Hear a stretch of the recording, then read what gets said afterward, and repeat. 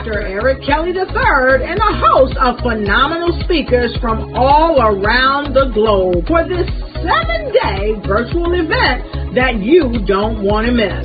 The mission of the Black Business Expo is to raise scholarship money from kids all the way from high school all the way from college. The Black Business Olympics is one of the largest Black business showcases in the world. It is an opportunity for businesses and companies to showcase their businesses globally. We are going to be giving away laptops up to $5,000 away to students.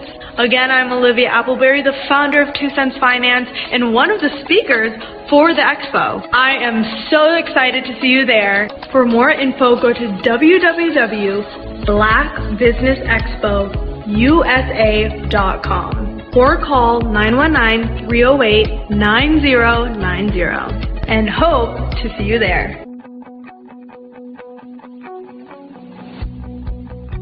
I am Black Business. From the moment I wake until the time I sleep. Yes, I am Black Business. I am Black Business. Tell me, are you Black Business? I am Black Business. Do you support Black businesses? Listen, I support Black business because I am Black Business. Black Business Expo, one of the largest business showcases in the history of Black business in the world. The world! Sign up today at www.blackbusinessexpousa.com or call 919-308-9090. I am Black Business. I am Black Business. From the moment I wake until the time I sleep, I am Black Business. I am Black Business. Are you Black Business? I am Black Business. Do you support Black businesses? I support Black business because I am Black Business. Black Business Expo, one of the largest business showcases in the history of Black America in North Carolina. Join Dr. Eric Kelly III and a host of phenomenal speakers from all around the globe for this 7-day virtual event that you don't want to miss. The mission of the Black Business Expo is to raise scholarship money from kids all the way from high school all the way from college. The Black Business Olympics is one of the largest Black business showcases in the world. It is an opportunity for businesses and companies to showcase their businesses globally. We are going to be giving away laptops up to $5,000 away to students. Again, I'm Olivia Appleberry, the founder of 2 Cents Finance and one of the speakers for the expo. I am so excited to see you there. For more info, go to www.blackbusinessexpousa.com or call 919-308-9090 and hope to see you there. I am Black Business. From the moment I wake until the time I sleep. Yes, I am Black Business. I am Black Business. Tell me, are you Black Business? I am Black Business. Do you support Black businesses? Listen, I support Black business because I am Black Business. Black Business Expo, one of the largest business showcases in the history of Black business in the world.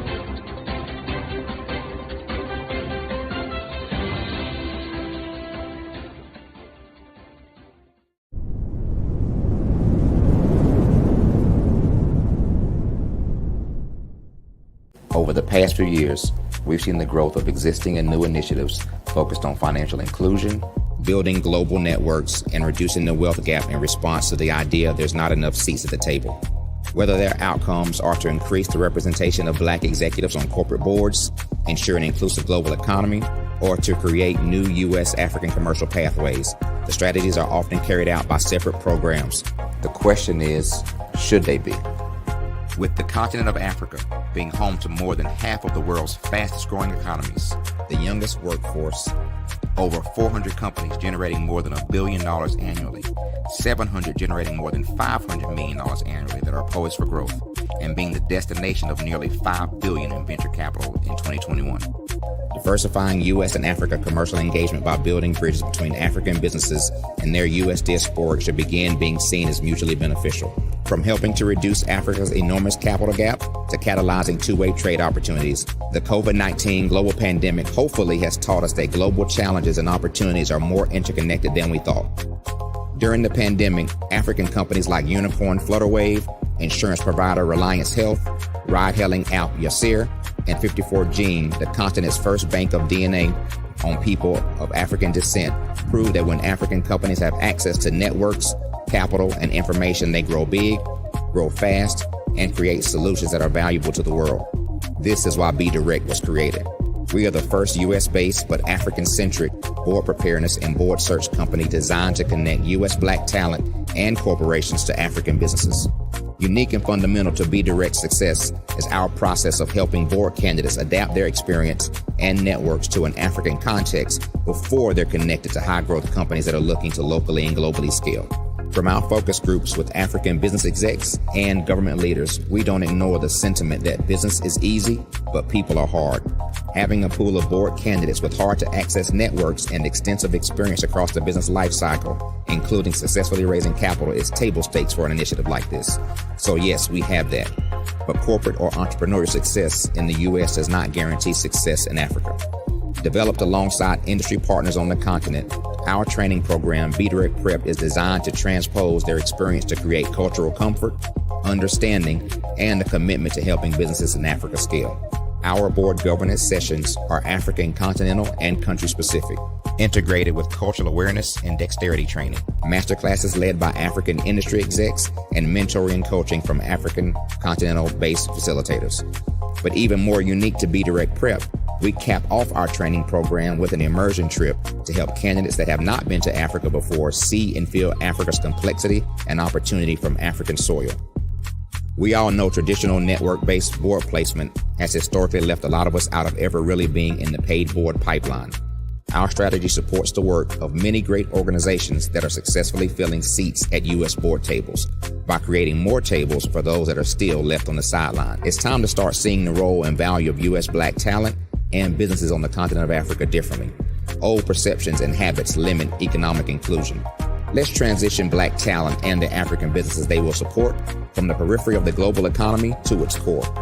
Living in a global lockdown, we all know now how fast local and global economies can change, and see the value of having businesses that hire, strengthen local value chains, and even grow globally. Status quo in any form holds back progress. We must democratize U.S.-Africa commercial engagement by socially and economically connecting cultures that have long been disconnected. It's time for Africa's U.S. diaspora to redefine their global value by helping African businesses scale continentally and globally.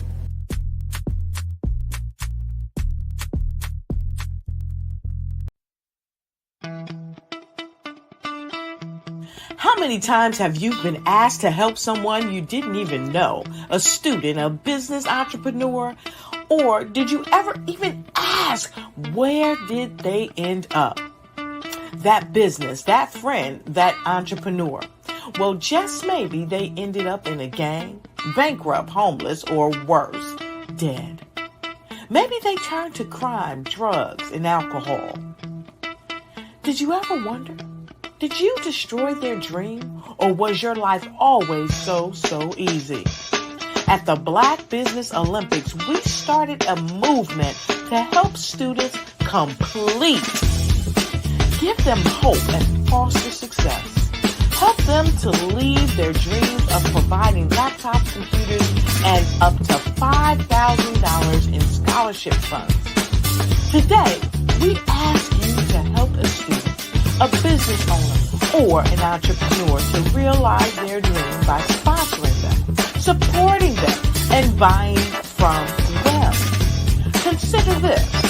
With $1.6 trillion in our Black community, we only ask for a small donation for our students, our businesses, and our entrepreneurs. And you can change a life today.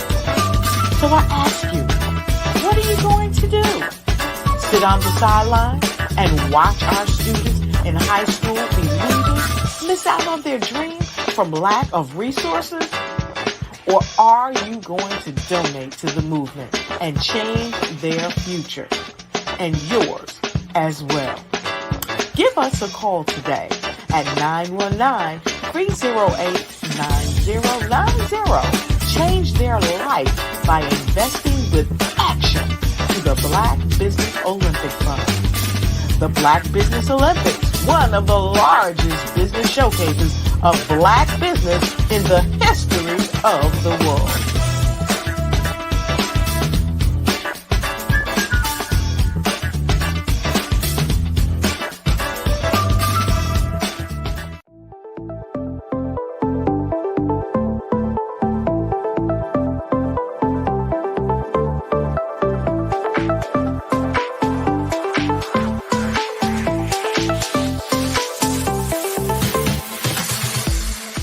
You need to be messaging and communicating to a lot more folks and getting them committed to you as a brand and feeling that you are trustworthy, as a subject matter expert and for their needs and their pain points. That says, look, here are my pain points. Here's the problem that I have that I don't want, or the benefit that I want that I don't have.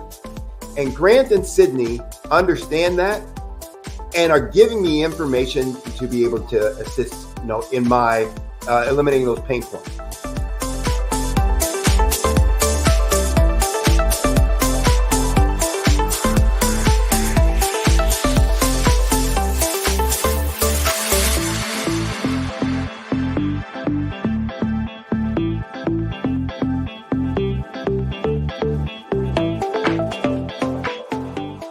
You're going to get a lot out of this workshop. We're going to show you ways that you can begin to look at this particular problem, that you can apply different formulas, techniques, and skills. They're going to get you to that next level. And then you'll understand the value that we're bringing.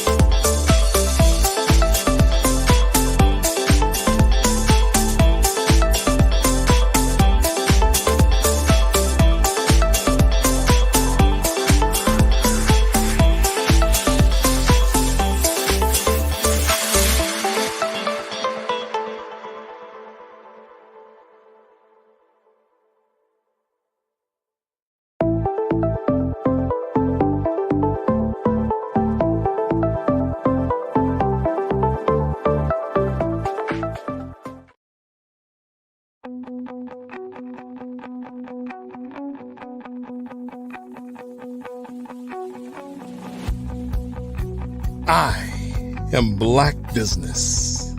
From the moment I wake until the time I sleep. Yes, I am Black Business. I am Black Business. Tell me, are you Black Business? I am Black Business. Do you support Black businesses? Listen, I support Black business because I am Black Business. Black Business Expo, one of the largest business showcases in the history of Black business in the world. The world! Sign up today at www.blackbusinessexpousa.com or call 919-308-9090. I am Black Business.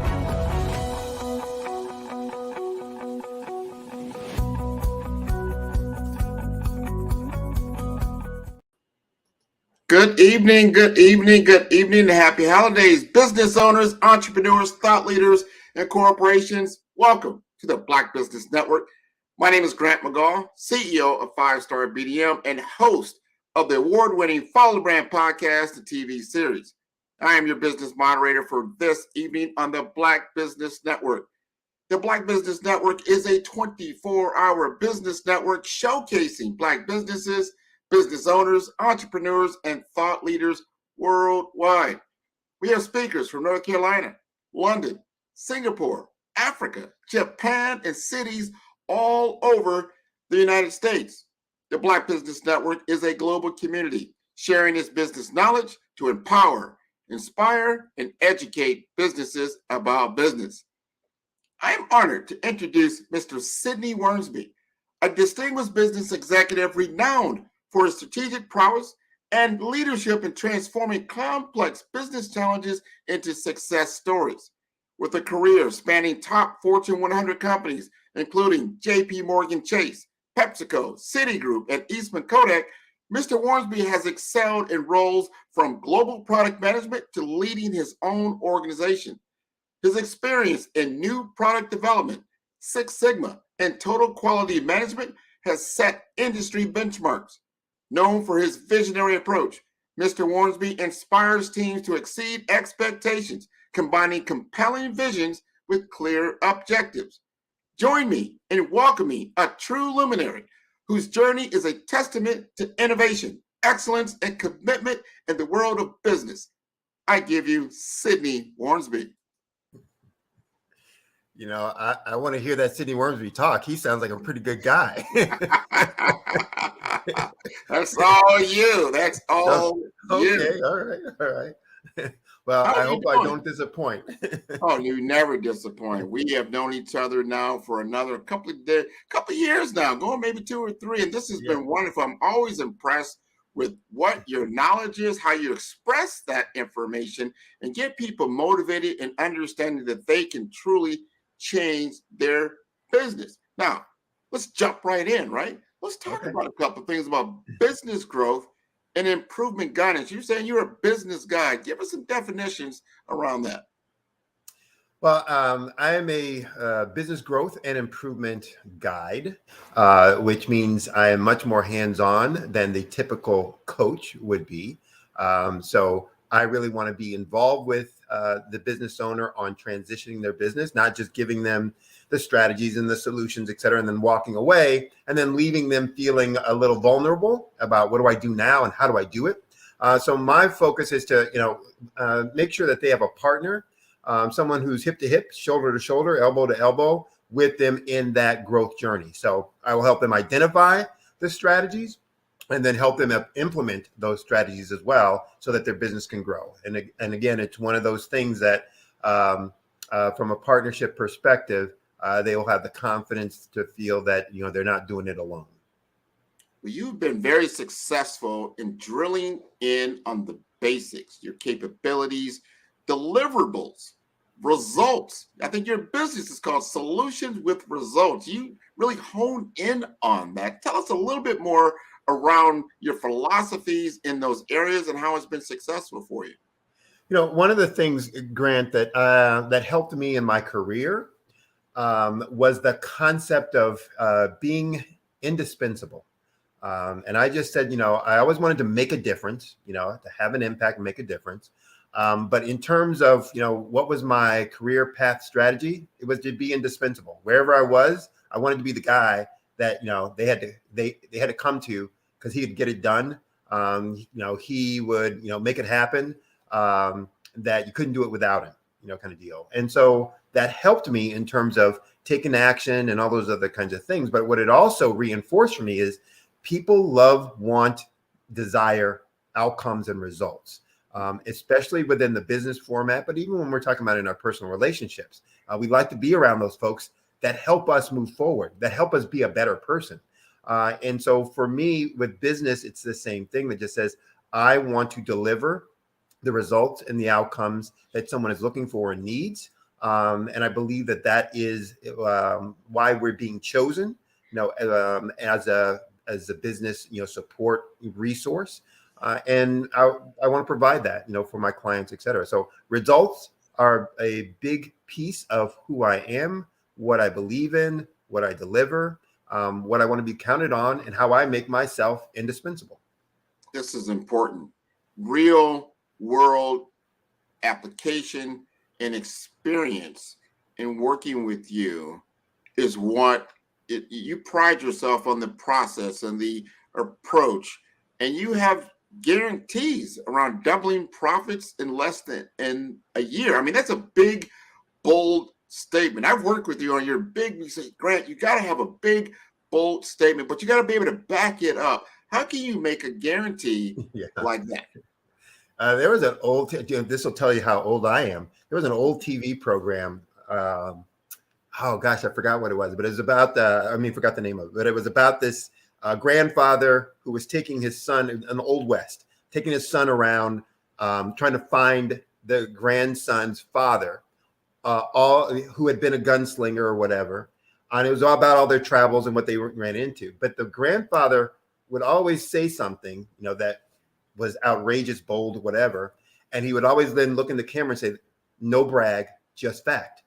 And that always stuck with me. But, so for me, it's like, yeah, you have to have a bold claim. What are you going to do? If your claim is, I'm going to be like everybody else, nobody wants to, talk with you, be involved with you, et cetera. Because, okay, if you're going to be like everyone else, there's a ton of those options around. I'm a very spiritual person. And in scripture, it talks about, lukewarm water. Jesus says, I'll spit you out like lukewarm water. And the concept behind that is, look, cold water is good for something, refreshing. Hot water is good for something, either cooking or sterilizing. Warm water is good for nothing. And so if you are going to be lukewarm, the mushy middle, like everyone else, you're not going to get, any outcomes, any results, any attention, from those that you are looking to. So I don't make the bold claim just to be saying something, just to be making noise. I make the bold claim because that's what I'm going to be about. And that's what I'm going to deliver. That's what you can, expect. And that's what I also mean by then back it up. No brag, just fact. This is what's going to happen. This is how it's going to happen. So in terms of that, then you have to have intentionality about how you're going to deliver your bold claim. And I don't care what business you're in. You can be a plumber. You can be a contractor. You can be a doctor, a lawyer, a baker, Indian chief, whatever. You have to have a bold claim as to what you're going to do, but then be able to back that up, that people say, I can count on them. I can count on them. Again, they're indispensable because if I want something done, if I need this, they're the one to deliver, et cetera. So, so I then create, systems, structures for making that happen. Whether I was working for, the Fortune 100 or when I had the business on my own, where, I was managing, several hundred people, or even now when I'm coaching, teaching, assisting people in, making that happen for their business. I want to ask you this, because this is important for, I think, the audience to understand. It's important for me to understand, and that is, there's some major issues in any business. Every business has room for growth, has room for change. We are now in a world of rapid advancement, a rapid change in a number of different areas. There's a lot of there's friction in the marketplace, and then there's tension in the marketplace around artificial intelligence. Things like that are like speeding things up and maybe slowing other things down. There's always an equal and opposite effect, cause and effect, if you would say. I know you pride yourself in understanding that. Understand if a body at rest continues at its same speed trajectory, nothing changes. We are in a stage of rapid change. Yet, I have seen small business owners and a lot of minority business owners feel they can just keep doing the same thing and expect the same result or higher, but they haven't changed anything. Talk to us about why that might be a method that doesn't get you to where you want to be in 2024. So it's a great question. I could answer that probably several different ways. I'm going to go at it this way, but don't be surprised if I come back around at another direction as well. One of the things that's important for us to understand in any situation or environment, that things are probably not as complicated as we think, and that there's some fundamental truths. I call them true with a capital T, because there's some things that are true with a small t, meaning that they're situationally true. In this situation, yes, but in another situation, no. But then there's some things that are fundamentally true, and they're true with what I call a capital T. They're always true no matter what. We first need to understand what those things are so that we can then, impact the world the way that we want to. The second thing is, and when we're looking at in a business, there's several perspectives that we can have. We can want to just survive, or we want to thrive. And there are some folks who go about things that just says, I just want to get by. I want to survive. I want to get to the next, the next place, the next day. And they're not as concerned about, did I really progress, et cetera. I just want to live. I want to, see the other side. And there are others who are looking to thrive. If you're looking to survive, you typically take a hunker down, strategy when things get rough. Keep your head low. Let's cut costs when things get tight and et cetera, et cetera. Let's go back to basics, which is a phrase I hate, which is, if it's basic, why did you ever stop doing it? And that's the problem. So it's one of those things that you've probably used those kind of strategies, and you're making yourself vulnerable as a business. For those who are going to thrive, then really it's always about looking for what are the things that are fundamentally true, and how am I delivering on those things that are fundamentally true. So from a business perspective, it's fundamentally true that you can only get growth from 5 areas. And I don't care what kind of business you are. I don't care if you are JP Morgan Chase or PepsiCo or Pipsqueak Motors or Acme Chemical, or some dentist office around the corner. But you can only get growth in 5 areas, and how you do that is going to determine, or what processes and behaviors you put in place are going to determine whether you're going to thrive, just survive, or maybe even dive, go lower than where you are right now. And so it's important for us to understand those 5 things. And for those who are like waiting with bated breath, well, what are they? What are they? They're no secret. It's not like Sidney Ormsby, created them up and thunk them up, in his sleep or in a vision from God or any of those other kinds of things. It's every business, so it's getting more leads, converting more of those leads to customers. It's getting each of those customers to have more transactions or to deepen the relationship. It's being able to have pricing power based on your value proposition. And it's finally being more efficient and effective in costs so that you're driving more to the bottom line. That's where all growth comes from. So if you are going to look for how am I going to really get to the next level, not just to the other side, but to the next level. How am I going to drive my business? How am I going to thrive?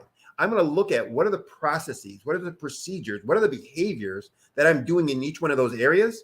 That means I'm getting more and more and more and more and more. Because if I'm not getting more and more and more and more, then I'm really falling behind. So if I'm looking at leads, what are the things that drive leads? When I teach people about using their P&L and understanding and analyzing their financial reports so that they can identify opportunities, one of the things I say is, look, it will tell you everything, the whole story of the business. For each line of a P&L statement, there's something that makes it go up and something that makes it go down.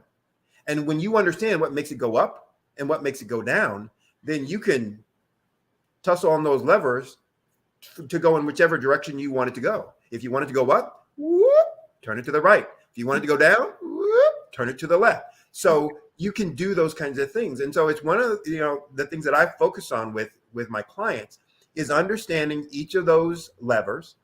How do you get more leads? And focusing on process, the simple, basic, fundamentally true things that are going to drive that. So when you start looking at some of the technology that comes in, people get all panicked and worried and I don't understand it. Whoa. Any technology is a tool in your toolbox to do one of those 5 things. And you got to understand, how am I going to use AI to get me more leads? And there are ways to do that. How am I going to use AI to cut my costs and expenses? Okay, there are ways to do that. So it's not, I have to know everything about AI. I don't need to know everything about AI. I just need to understand what's the concept behind it. And then now, how do I want to use it for my business, for my objectives to do one of these 5 things or all of these 5 things more effectively? And so it's, kind of paring things down and helping them see that. And that's what I work with on my client, or work with, for my clients, is helping them understand those things. Here's the process that you need to have in place. When you have that in place, now we can look at all the different tools and systems and automations to make that go better. And so I really focus on, the behaviors, the procedures, the systems, the processes for that reason. When I used to manage, at executive level for these Fortune 100 companies, when people would come to me wanting me to approve their capital expenditure requests, can we have this? Can we, do this? Can we get some money and funding for that? Will you approve this thing, et cetera, et cetera? I tell people all the time, I would ask one basic fundamental question after they did their whole presentation. Could have been a 20-minute, could have been a 40-minute, could have been an hour and some minute presentation. My first question is, what if I said no? What if we just say, no, we don't have the money, we can't do that? What would you do? And I would listen for the response and the answer. And the response or answer would tell me, first and foremost, did they know anything about what they were really trying to get me, to approve on? And second, I would start hearing what their options were. So if somebody said, well, we wouldn't be able to do anything, I'm immediately going to say, then no, we're not doing it. If they said, well, we would probably do it this way, and every one of the answers and responses to that question, when they had one, was always about some behavior change that they would do. Something that they would ask another department, another individual to start doing differently, which gets back to, it's about behavior. It's about systems. It's about process. And so my response would be, then go do that. Those are things that cost no money, that have big impact. Spending the dollars on an old AI software, new technology tool, that's a bunch of money, and you don't know what you're doing yet. So why spend all that money? Once I know what I'm doing, then automation and all the capital expenditures make sense, because I know what I wanted to do and how I wanted to do it. And so that's where I get not only the quick impact, but the huge impact, for my clients. I have them focus on those behaviors, those procedures, those processes, those system things that cost no money. And because they cost no money, they can be quick to implement. I don't need to get an approval from someone else. If I'm the business owner, I don't need to go get a loan or some funding source. I don't need to wait until my profits are better, which is always well, things aren't going really well right now, so we're going to have to wait and do that. Well, no, you don't. If it's about changing your behavior, what's stopping you from doing that right now? And so if there's no cost and it's about your behavior, then it can be implemented immediately. I can stop doing something that I'm doing wrong right now, this minute, this instant. Or I can start doing something that I need to do right now, this instant. So it's no cost, it's quick to implement, and because it's a behavior, it will be an immediate response and reaction. When I stop doing the thing that I shouldn't be, there's an immediate change. When I start doing the thing I'm supposed to be doing, there's an immediate change. And so from that perspective, no cost, quick to implement, quick to have impact. And another important thing about all of that is they are integrated. So the things that you do in leads are going to have an impact, a domino effect on the things that you do in conversion. The things that you do in leads and conversion are going to have an impact on pricing, the value proposition, and therefore pricing, because they're starting with a foundation of understanding what a client wants, what they're looking for, what their pain points are, and how am I addressing that. So that's how we get to that double digit, that doubling of profits so quickly. And also why I can guarantee that, because it's like, look, I know I've not only done this, in all of these large organizations, small organizations, my organization, other people's organizations, but I know that process changes can take place quickly. And I know that really the variable really is the individual I'm working with. Are they committed to that change? And so I pick my clients very carefully from that perspective, because I don't want to waste my time. I don't want to waste my time, showing you all this and I didn't get to it this week. No.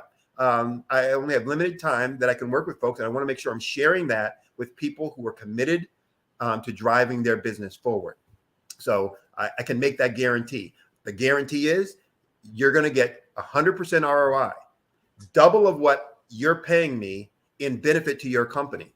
So take a number. $1, you're going to get $2. $1 million, you're going to get $2. So it doesn't matter what you're paying me. What it matters is what you're getting back, and you're going to get 2 times back in what you're paying me in a monthly fee in benefit to your business, or I say I give you your money back, or I work for free until I'm delivering that, whichever you choose to do. But as of yet, I haven't had to give anything back. I can see why, because you're making common sense. You've got, and I love the way you frame that. And we got to apply that even to our personal finances before we spend anything. What if we don't have any money? What would we do? That's very interesting. What are the alternatives? We have to look at our alternatives and the implications, and can we implement those alternatives in a fundamental way that, again, you have to have a framework. What is the framework? What are we trying to achieve? If you don't understand those 5 basics you just talked about, I see this over and over again when I'm working with individuals that they want to start a business, they want to get into business, or they're in a business, but they haven't really done what it takes to get the right clients, because the number one thing you've got to be able to do is to attract clients, customers. If you don't have anything, no one's coming to you. That's a big, big, big problem. You can have the nice, shiniest object out there, but if nobody sees it, or nobody wants it, or nobody needs it, wow, then you have to be able to get somebody like Sydney, like, hey, nobody's going to pay you for that. Or you are, because you haven't done your research, you understand there's 5 other companies just like yours, right, literally around the corner, and there's no differentiation for you. You're like, wow, this is very important. So the importance of planning. Let's talk about, we're going to go into the new year, 2024. I implore everyone looking at this, especially if you're looking at it live right now, really do an assessment. Think about and just really picture and flow through your 2023 as if it were an epic film. Look at it, see where it was, how it's ending. Did it end right? Did it end good? Was it effective? Is it one of those? Is it a whodunit? Is there still a lot of question marks? They're like, I don't even, what happens next? You know, those cliffhangers. It's a mystery. It's a mystery, right?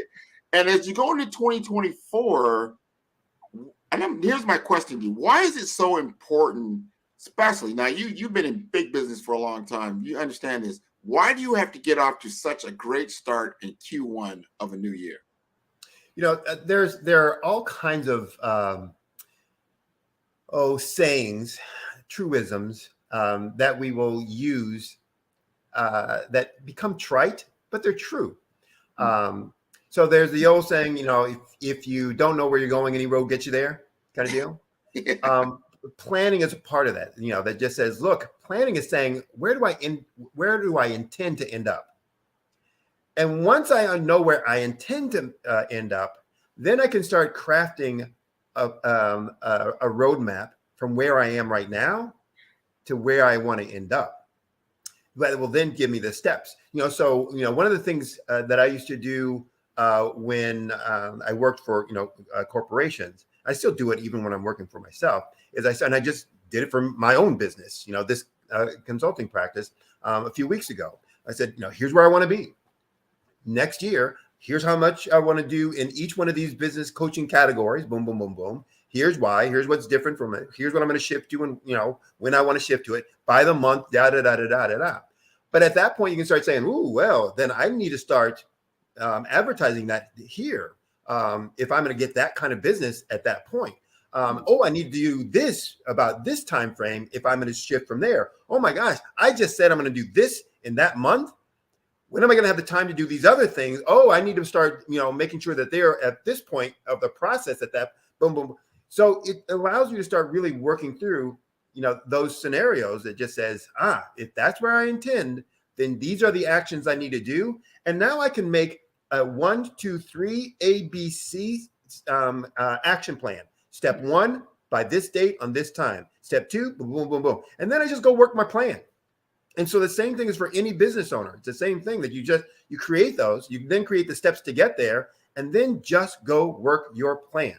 The results will be what the results will be, meaning it may not get you all the way to bright, but it's going to get you a heck of a lot further than you were. It may get you further than bright, meaning I never thought I was going to get all the way there, because maybe you just, undervalued some of those steps, et cetera. But you're going to, look at it and go, wow, I just did, these things that I said I was going to do. So it's just one of those things that planning becomes critical, if you really want to be successful, to map it out so that you know what steps you need to take and when you need to take them, so that you can stay on track, not get distracted, not get sidetracked, so that, at the end of the year, you're not looking back. And how many of you out there right now are saying, where did 2023 go? And I'm nowhere near where I thought I was going to be. And if you're saying all that, I will guarantee you that you didn't do an effective job of planning. And if one of you did a great job of planning and you ended up there, contact me, tell me exactly what you did and how you did it. And I'll then show you where you weren't really doing the detailed planning that you thought you were doing. And so I challenge folks on that all the time.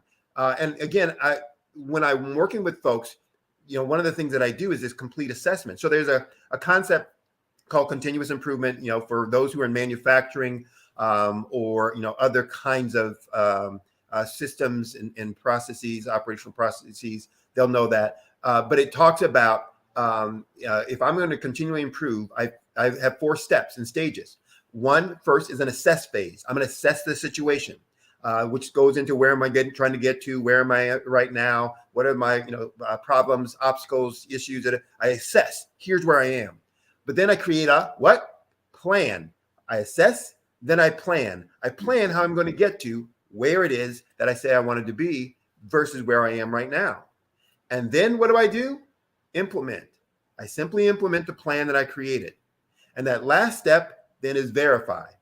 I'm going to confirm what the results and outcomes were, given what I said I wanted to, accomplish, and I'm going to measure the gap.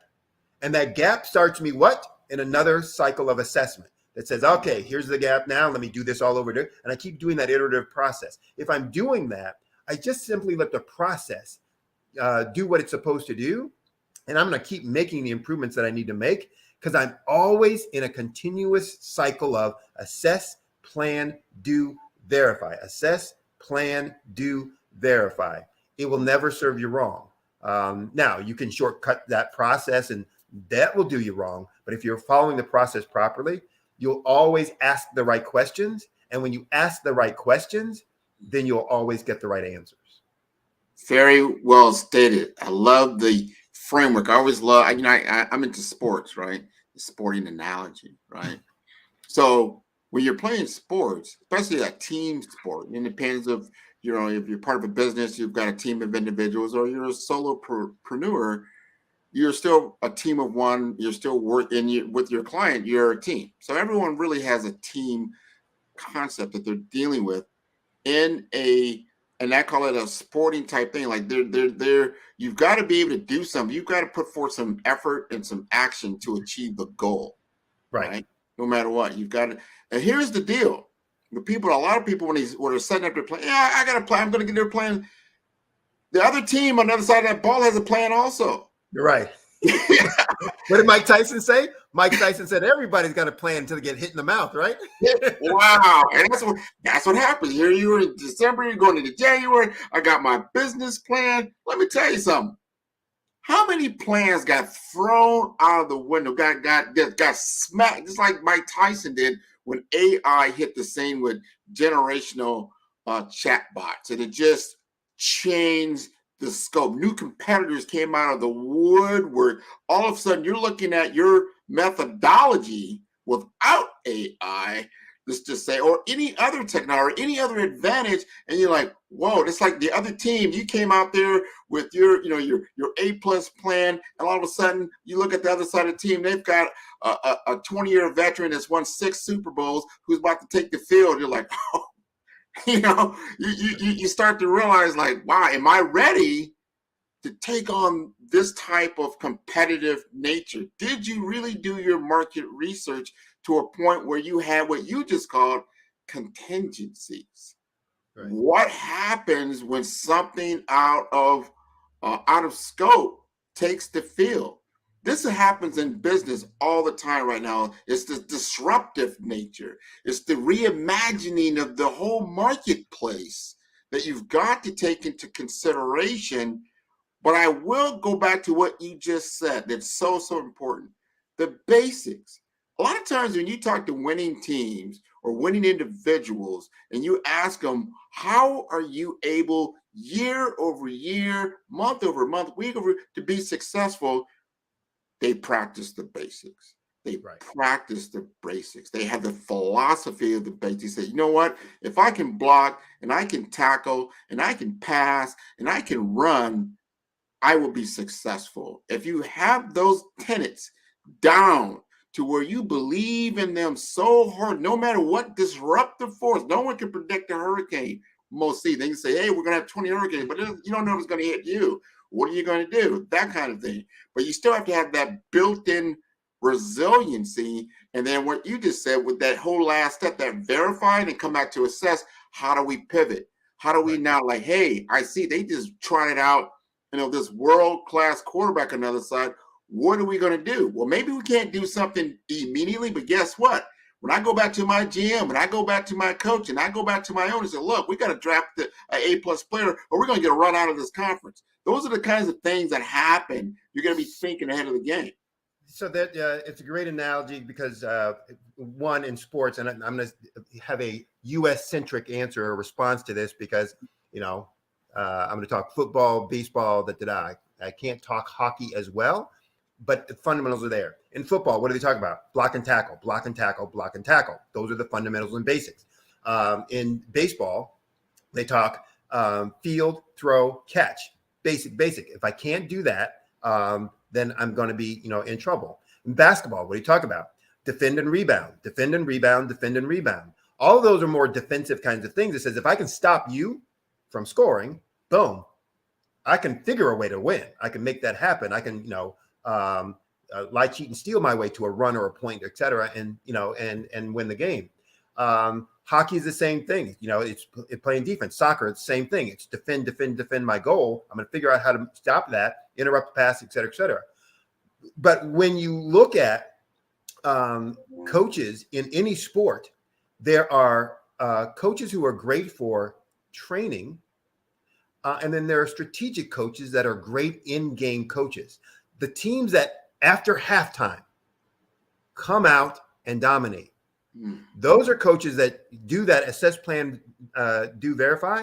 They're in that verify, in that halftime, locker room going, here's what's going on, folks. And because this is what's going on, here's what we need to do different. Here's where they're stopping us. Here's where we're scoring on them. We need to do less of this and more of this. Got me? Go. Let's go out there and do that and do it. And all of a sudden, the second half is completely different. And there are coaches who are that way. As a business leader, you need to do the same thing. That's why the verify phase is so important. But you can't even be in the game if you don't first have a game plan that says, here's how we're intending to play this thing. And like Mike Tyson said, once I get punched in the mouth, I say, whoa, hold on there. Something's a little different. My plan ain't going quite the way I thought it was. What do I need to do different now? Maybe I need to stop trying to throw the hook and start doing more jabs. Maybe I need to move around a little more. Can't just sit here and exchange blows. I got to do something different so that I can be successful, et cetera. Because I have my intentions of where I want to be. And this plan that I put together is or is not working, but it started with a plan. And typically, if you start with a plan, you might have to do some tweaking, but you don't usually have to just completely, and if so, you have to go back and look at your planning process and say, what information did we miss? What research did we not do? How do we not know that they had that, star quarterback coming out, or that, what do they call them in hockey? The folks who scored, they had that, that left winger who, could dance on skates and then, do a slap shot, behind their back and whatever. I need to figure out why I don't have the right information so I can make a better plan next time. That is one of my processes, that I'm going to be, doing, looking at, et cetera. So from this, all of it, it's critical. It starts with the planning process. One of the things I do with my clients is something I call it's a simulator. So like flight simulators, I'm going from here to there. What do I need to do? And I can, pretend I'm flying the plane. Well, with my simulator from a business perspective, it's, hey, here's where my sales are. Here's some of the things that I can do. Can I change? Let me figure out which one of these things I want to change and how much, and what impact does that have on my business? Oh, wow, that had that kind of impact. What if we went to that conversation the other day, remember? Yeah. What if I made that kind of change and got 5% more in there? Wow, what if I got 3% there, but 10% here? What would that do? What if I got 5% across the board? What would that do? Wow. And what I'm able to show folks and what they're able to see is how little changes to big things have transformational impact on your business. Things that they didn't ever expect and imagine. They just said, no, it's not. I have to make these monumental things. Again, which is why behavior changes and process changes are so important. You can make small changes to big things. And again, because they're integrated, man, you get explosive growth in your business. And so my simulator helps them see what those changes could be in each of these categories. And then they will be able to then say, okay, then I want to make this kind of change. What do I need to do? What's the strategy? If they're working with me, I can then help them create a roadmap that says, okay, great. 5%. Here are the things you're not doing now. Here are the things, we're going to start doing. Boom, boom, boom. And it's going to generally get them a lot more than the 2-3% that we modeled it on. Doesn't matter. Everybody loves more. Nobody loves less. So. You said that right. Now we've got something more coming. That is the Profit Booster Forum. So we're not just talking the talk. We're going to walk the walk. Me and Sydney have put together a forum for business owners, just like the ones that are listening to our right now on the Black Business Network. Talk to us about what that program is all about and why it's so impactful. What you just said, and I want people to really understand what you just said. Small changes, small investments in yourself can have major impact on the outcomes that you're looking for. Right. So what we're doing is part of that planning process that says we're getting ready to go into 2024. Are you ready? And most folks aren't ready. Even if you had a decent year, but most folks were, it was okay, didn't reach all my goals, et cetera, et cetera. The Profit Booster Forum is focused on understanding kind of the foundations of what's going to make your business great. So it's, branding strategy meets marketing, communication, messaging. So we're going to talk about and help folks work on creating their gap analysis for their business. How do you know what your customer's thinking before they're thinking it? How do you know what they want before they tell you? That comes from your market research. How do you know what your competitors are going to do? Do they have that quarterback, et cetera, et cetera? Comes from your market research. How do you know what people will want from you? What makes you truly unique in ways that you can deliver what they want and what they need, from the customer perspective side.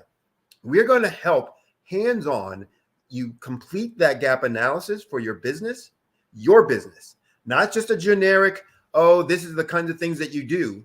We're going to teach you those things in the Profit Booster Forum, but we're going to also assist you in implementing or applying those things specifically to your business so that when you finish, you have two things. One, a complete, thorough gap analysis on your business, what your customers want, why they want and need it, what your unique capability is in delivering that, how you're therefore going to message that through what I call a market dominating position statement, your bold claim that you're going to be able to back up. We're going to help you create and craft that bold statement, help you identify the things that are going to you're going to use in your process to be able to back that up. We're going to help you develop an implementation plan, which means here's how I'm going to start communicating this out, to the target market now, so that I can start generating, leads, what I call leads on demand, unlimited leads on demand. So that's what we're going to be doing. It's a foundation for a 6-7 figure business that now you can, go the rest of the year in, implementing and executing that and having significant impact. But in addition, or maybe because of, this next thing, it says, look, every one of those things in that foundation are what is necessary for making every other business decision you need to make. Mm-hmm. So if I don't know those things, then I don't know what message to put in my advertisement. And you'll have people contacting you about SEO, and I can rank your website number 1. Yeah, you'll get clicks, but and maybe you might get a like on something, but you're not getting your phone ringing. And why not? Because the message didn't resonate. You weren't talking specifically to the folks who are your target market, who want and need what you have and can deliver, because you didn't know how to message that. And we're going to teach you how to message that so people say, oh, I can trust that person. They understand me. They get me. They get what I'm dealing with.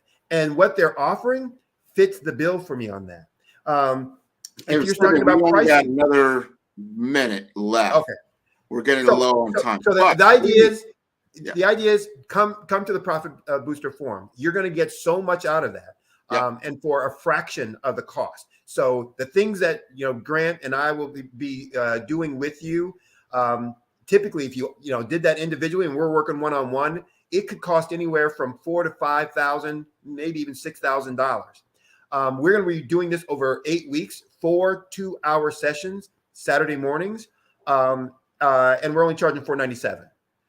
So it's a steal from that perspective, but we're not working one-on-one. We're giving you those foundations, things that you're going to be able to put in place for your business, and then let your 2024 explode from there. Fantastic. This has been wonderful, Sydney. I guarantee everybody that tunes in will get exactly their money's worth and a lot more. 2x. Let's go 2x on that, and maybe even 10x for a lot of other people. Go put in Profit Booster Forum. Put it into your Google. It'll come up on Eventbrite. You can go to my website. I've got it right there. And Sydney, if they need to contact you, what's the best possible way? Contact me at solutionswithresults.com. That's my website, solutionswithresults.com. You can send me a message from there, contact me, ask a question, etc. If you want to get that simulator, you can go to solutionswithresults.com/SIM.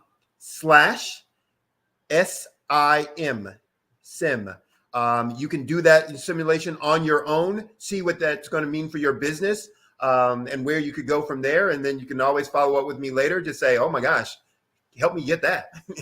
All right. Well, thank you for being on the Black Business Olympics. Genius is common, and I'll see you on the other side. All right. That is wonderful. I want to let everybody know that the Black Business Network, the mission is to raise funds for high school seniors going to college or K-12 entrepreneurs. This expo is a fundraiser for students. You may go to www.blackbusinessexpousa.com to donate to the scholarship fund, or use the Cash App that's on the screen below, and that's $BBXUSA. Our goal is to give laptops and up to $5,000 to 10 students. Students can register online at www.blackbusinessexpousa.com. Every dollar counts, so we want to remind you to donate to the scholarship fund. We'd like to thank our Black Business Expo USA sponsors for December 2023. They include NC100, Moody Capital Partners, Suede Soul, Lotus Richey Coaching and Training, the Hello LLC, Carolina, Virginia Minority Supplier Development Council, Step Management, 5-Star BDM Media, BHS and Associates, Margie McLean Foundation Incorporated, Genius is Common, Earth Essentials, Milani Shiny Global, Executive Women's Success Institute, The Quality Coaching Company, Superwoman Business Services, Creative Force Studios, Lee Entertainment, Artistic App Design, Black Business Expo USA. Genius is Common, and I'll see you on the other side. I'd like you to imagine with me, if you will, opening an app, where you can collaborate with like-minded individuals from around the world, get inspiration and in-app tools to launch and grow your business, as well as share your knowledge and earn compensation, all in one app. Well, the name of that app is Truso, short for Truly Social. Hi, I'm Matthew Newman, the founder and CEO of Truso. A new concept in social media, Truso is designed from the ground up to be a platform that's both social and empowering for all its users. How exactly do we do that? I'm glad you asked. First, Truso brings the world together via video. Psychologists assert that video provides a significantly more effective connection than audio only. When you enter a community on Truso, you're face to face. Second, on Truso, you don't have to have 1 million followers to monetize. Our business model allows all hosts and moderators to monetize, no matter the size of your following, by 1, producing fee-based content, and 2, inviting others to join the platform as subscribers. Even more, Truso has an in-app resource library with over 100 free resources, forms, and documents to help you build your brand and grow your business.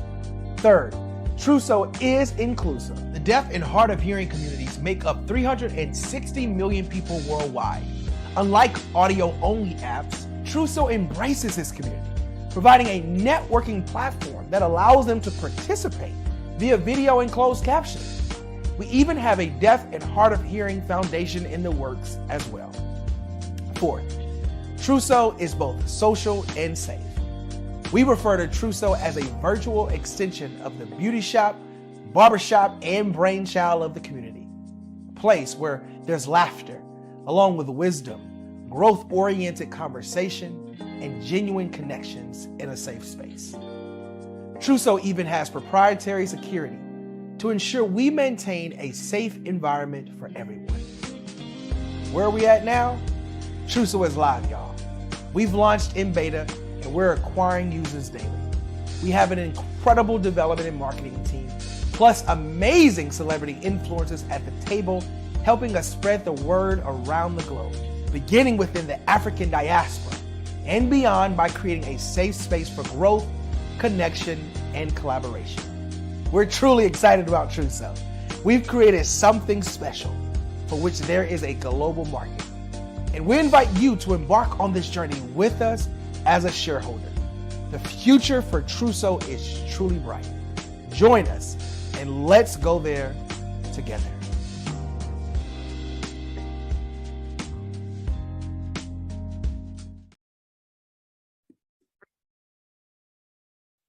Hello, I'm Dr. Madeline Ann Lewis, President and CEO of the Executive Women's Success Institute. And my genius is helping women accelerate the path to success. You know, I was blessed to have strong women in my life who encouraged, motivated, and pushed me to do my best and to never even think about giving up on my dreams. So I say to women, we must show up to rise up. We have talents and potential, but who will see them if we don't speak up and get noticed?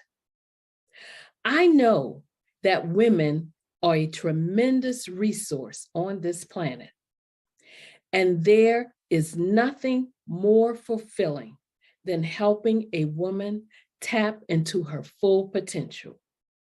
I do this because I want to be a part of helping as many women as I can to show up, to rise up. I do this because genius is common.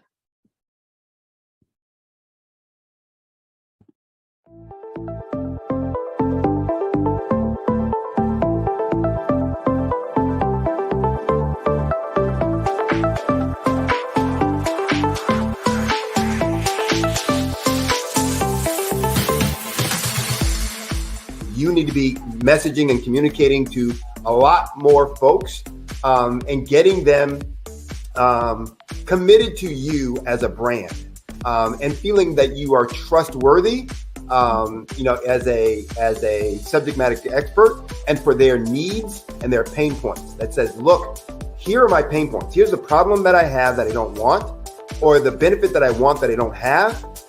And Grant and Sydney understand that and are giving me information to be able to assist, in my eliminating those pain points.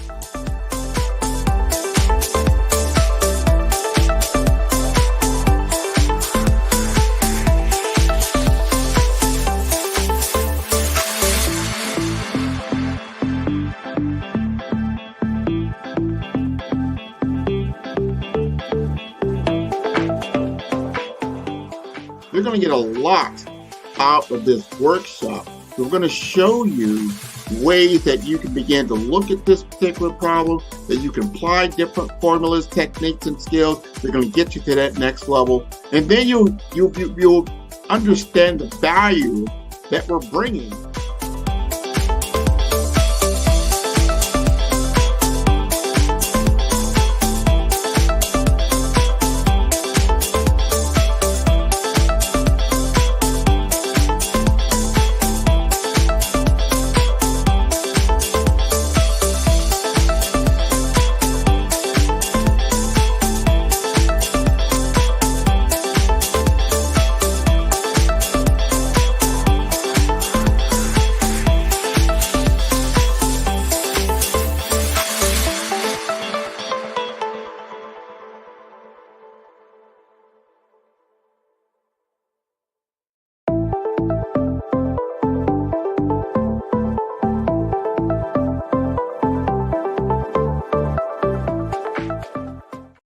Over the past few years, we've seen the growth of existing and new initiatives focused on financial inclusion, building global networks, and reducing the wealth gap in response to the idea there's not enough seats at the table. Whether their outcomes are to increase the representation of Black executives on corporate boards, ensure an inclusive global economy, or to create new U.S. African commercial pathways, the strategies are often carried out by separate programs. The question is, should they be? With the continent of Africa being home to more than half of the world's fastest growing economies, the youngest workforce, over 400 companies generating more than $1 billion annually, 700 generating more than $500 million annually that are poised for growth, and being the destination of nearly $5 billion in venture capital in 2021. Diversifying U.S. and Africa commercial engagement by building bridges between African businesses and their U.S. diaspora should begin being seen as mutually beneficial.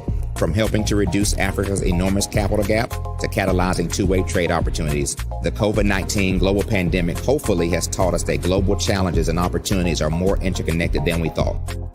During the pandemic, African companies like Unicorn Flutterwave, insurance provider Reliance Health, ride-hailing app Yasir, and 54Gene, the continent's first bank of DNA on people of African descent, prove that when African companies have access to networks, capital, and information, they grow big, grow fast, and create solutions that are valuable to the world.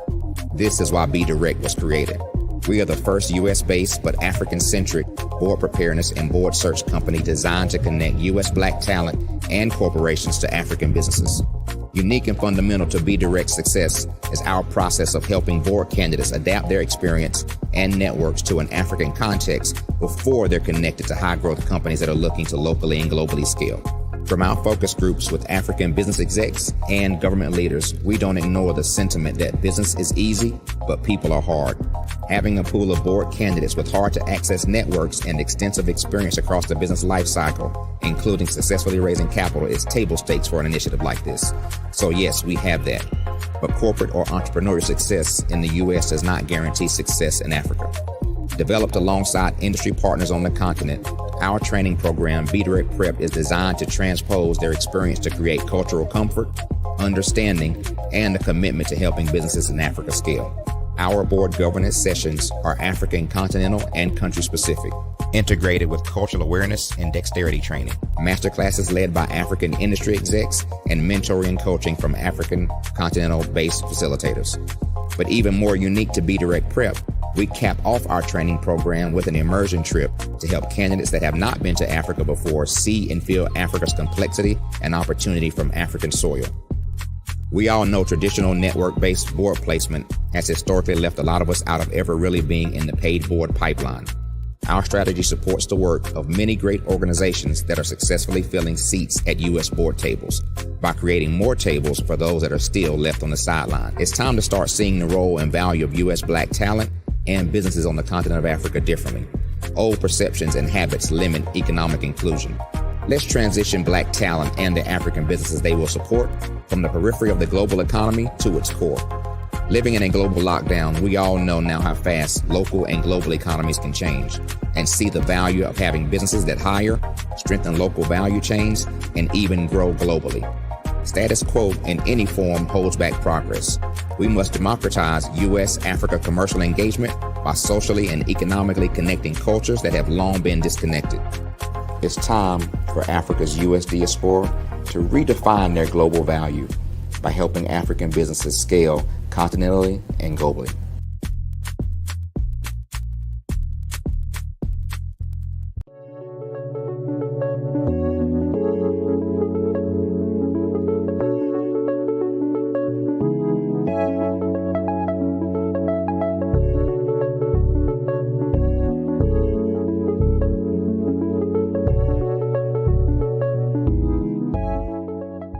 Passion has been around helping communities of color and historically underrepresented and underserved communities, minority, rural, veterans, persons who are differently able, in the intersection of education, innovation, technology, industry, and let's throw some entrepreneurship in there just for fun.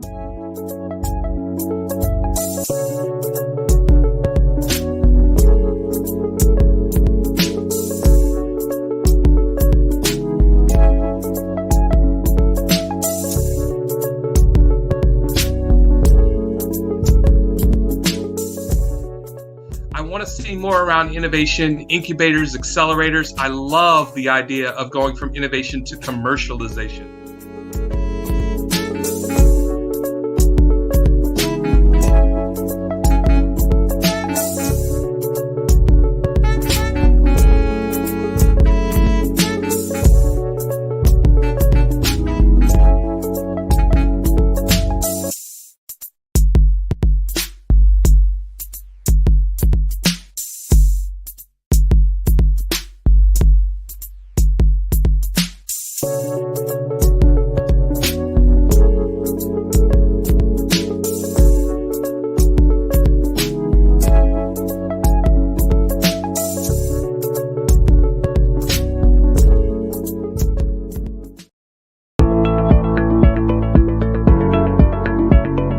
Prepare for what's coming and dominate in economic winter.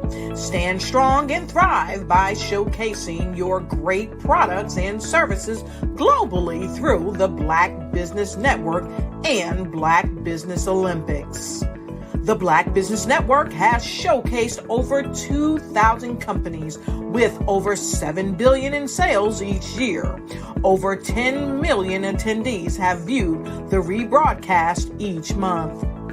Through the Black Business Olympics, unique styles of business training and mentoring are turning students into business owners and entrepreneurial warriors who will dominate in any economy. Gain the ultimate advantage of the Black Business Olympics, 7 days of unbelievable topics and speakers speaking around the globe. Donate your time and experience to provide expertise and scholarships to students worldwide and change the world. Now, more than ever, new insights, tools, strategies, and capabilities are needed. This is your chance for a major presentation to the world. Fill out the form and join the more than 2,000 speakers who have presented to over 200 countries. Join the Black Business Network streaming live into the Metaverse, STEM City, Black Multiverse Enterprises, Hulu, Amazon, YouTube, iHeartRadio, Apple, Facebook, LinkedIn, Pod TV, IBM TV, Spotify, and Google Podcasts. Sign up today. Spaces are limited, and we will see you there.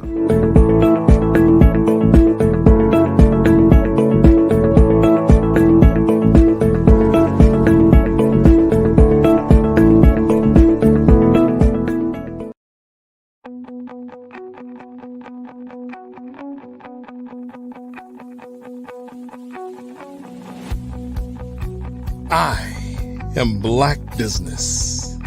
From the moment I wake until the time I sleep. Yes, I am Black Business. I am Black Business. Tell me, are you Black Business? I am Black Business. Do you support Black businesses? Listen, I support Black business because I am Black Business. Black Business Expo, one of the largest business showcases in the history of Black business in the world. The world. Sign up today at www.blackbusinessexpousa.com or call 919-308-9090. I am Black Business.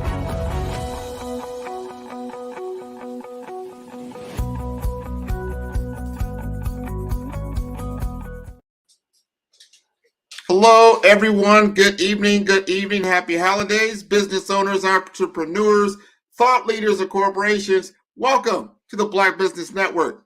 My name is Grant McGaw, CEO of 5-Star BDM and host of the Follow Brand podcast and TV series. I'm your business moderator for this evening on the Black Business Network.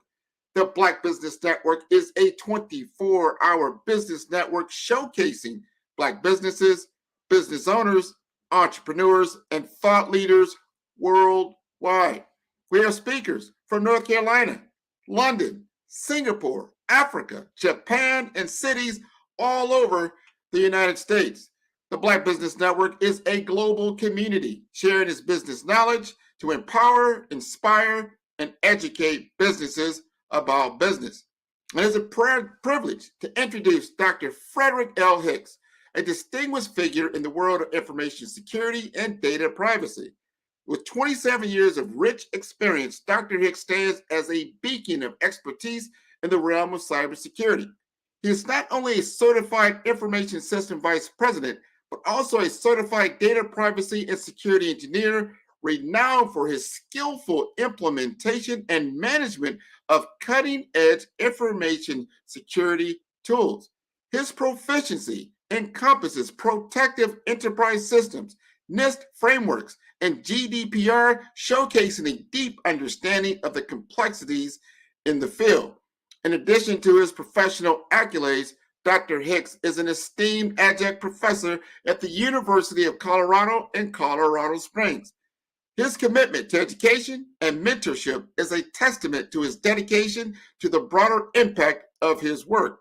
As a founding member of the CyberMinds Research Institute, Dr. Hicks contributes to groundbreaking research and development in cybersecurity, further solidifying his status as a leader and innovator in the field. Please join me in welcoming Dr. Frederick L. Hicks, a visionary whose contributions to information security and education continue to shape and secure our digital world. Welcome. Good evening. Good evening. Thank you so much for that warm welcome. You are most welcome. I'm going to let you take the stage. You're going to give us a keynote around your whole world, what you know about cybersecurity. I can't wait to hear it. Genius is coming, and I'll see you on the other side. Thank you all for joining me this evening. You know, as I venture into the end of 2023, several topics come to mind. The first of which is, what happened? Time flew by, right? We're all probably doing that last minute shopping. Some of us have finished all of our shopping. We're sitting around binge watching a few different television shows. And then we have a group of folks who are online as we speak, desperately trying to figure out what to order and where to order from. And that brings me to our topic this evening. What happens when you go out and venture online, through your phone, on a tablet, and you are trying to get something from the universe in a digital format? Are you protected? Do you understand the number of attacks that you have warded off simply by saying, I think I'm going to put the cell phone down for a minute?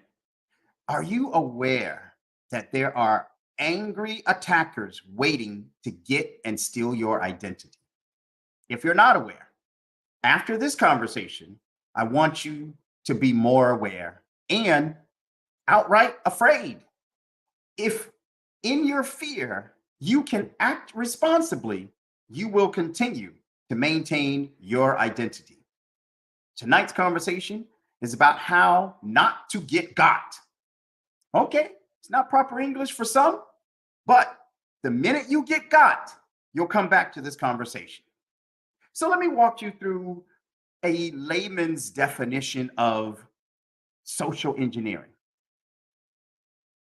You're friendly. People you meet may not be so friendly. And all of a sudden, you're online and you receive a text message or you receive a phone call from a total stranger. And that person on the other end of the call is very friendly. And here's how that call will progress.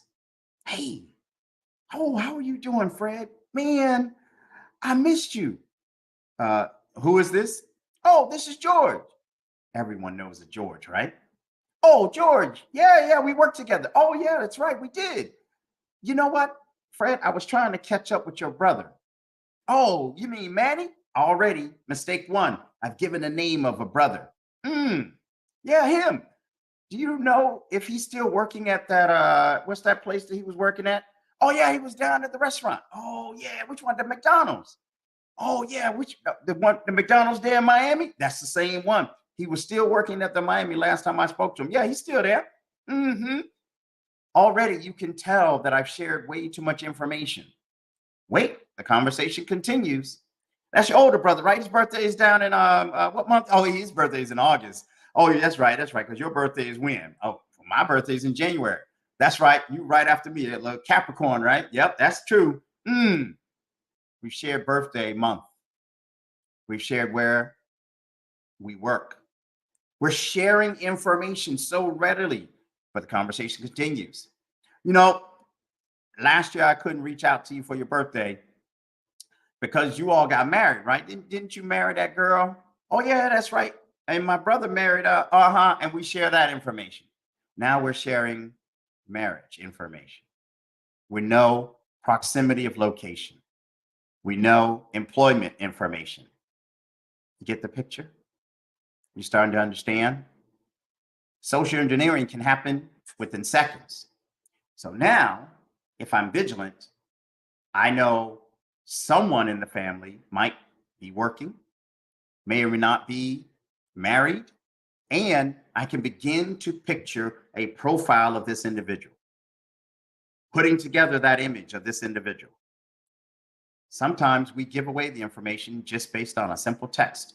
So instead of the phone call, we get a text message. Hi. We respond, hi back. Remember me? No.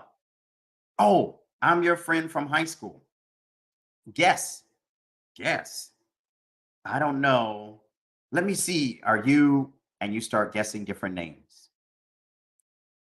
Sooner or later, we start sharing too much information.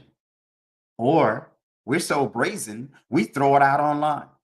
We tell people where we are working, what meals we're having, Facebook shining, Instagram everywhere, and we TikTok everything. There's a group of engineers sitting in the background waiting to take your identity. In fact, 1.6 billion identities were stolen in 2023, and we still have a few days left. Will we reach 1.5 billion? Will you be one of them this holiday season? After tonight's conversation, you'll be fully aware of what social engineering is and how to avoid it and avoid getting got. Social engineering is the technique by which someone will attempt to get you to do something under the auspices, the guise, if you will, that they are someone else. Sometimes it's based on a relationship with family. Sometimes it's based on a superiority relationship at the office level where you work. Imagine if your boss calls you out of the blue and says to you, I need you to go to the bank and pick up 5 gift cards because we need to send those gift cards to all of our partners. It's after hours. If you do this I'll make sure that I reimburse you first thing in the morning. Okay, great. How much on each gift card? Oh, just make it $50 each. You run to your bank, withdraw your cash, show up at the store, buy those gift cards, and now you're waiting to be reimbursed. You finally say, wait a minute, we've never done this. And the number that the boss called me from doesn't look familiar. I wonder if this is really the case. You're caught up. You're caught up in the moment. So you're running. You show up and you drop off those gift cards. Someone else retrieves them. You show up the next day at the office and ask the boss, hey, how can I get my reimbursement? And the boss says to you, reimbursement for what? Oh, yeah, I bought those gift cards yesterday. Remember? We're going to send them to our partners. I don't recall us ever sending gift cards to our partners. Yeah, you called me. I did not call you. That's when you realize it. You got. Sometimes it happens from a basic email. The email says, here are some instructions to go get your money out of your bank account and go give it to someone else. And what do in your haste? You go get your money out of your bank account and give it to someone else, a total stranger. If it's a text message, email, phone call, probably too good to be true. No one really operates in the manner in which they envision, and you act on it, you got. Social engineering works especially well with senior citizens. Our seniors are susceptible for all sorts of fraud, from Social Security fraud to Medicare. Simple phone call, IRS. Yes, I'm calling because we sent you a check and unfortunately it was the wrong amount and you have to pay it back. Now, in order to not be in trouble with the IRS, most of us act on that person on the call saying, send us that money. They'll give you a bank account to wire the money directly to, or they'll say, please use Zelle. The minute they start talking about using crypto, that is your red flag that something's not right. Our seniors are susceptible.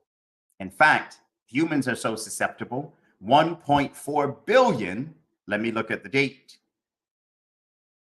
soon to be 1.5 billion in 2023 alone, have lost their identity. What happens when people steal your identity? Well, if you are not vigilant, they can become you for a real estate purchase. They can become you for purchasing a car. And in some cases, they can become you to take out heavy duty loans or even file your taxes. 2023 is almost over.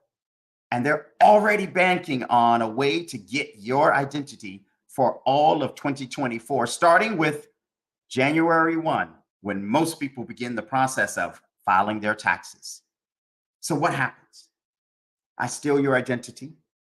And now I'm you because I have my hands on your first name, last name, date of birth, and in some cases, your social security number.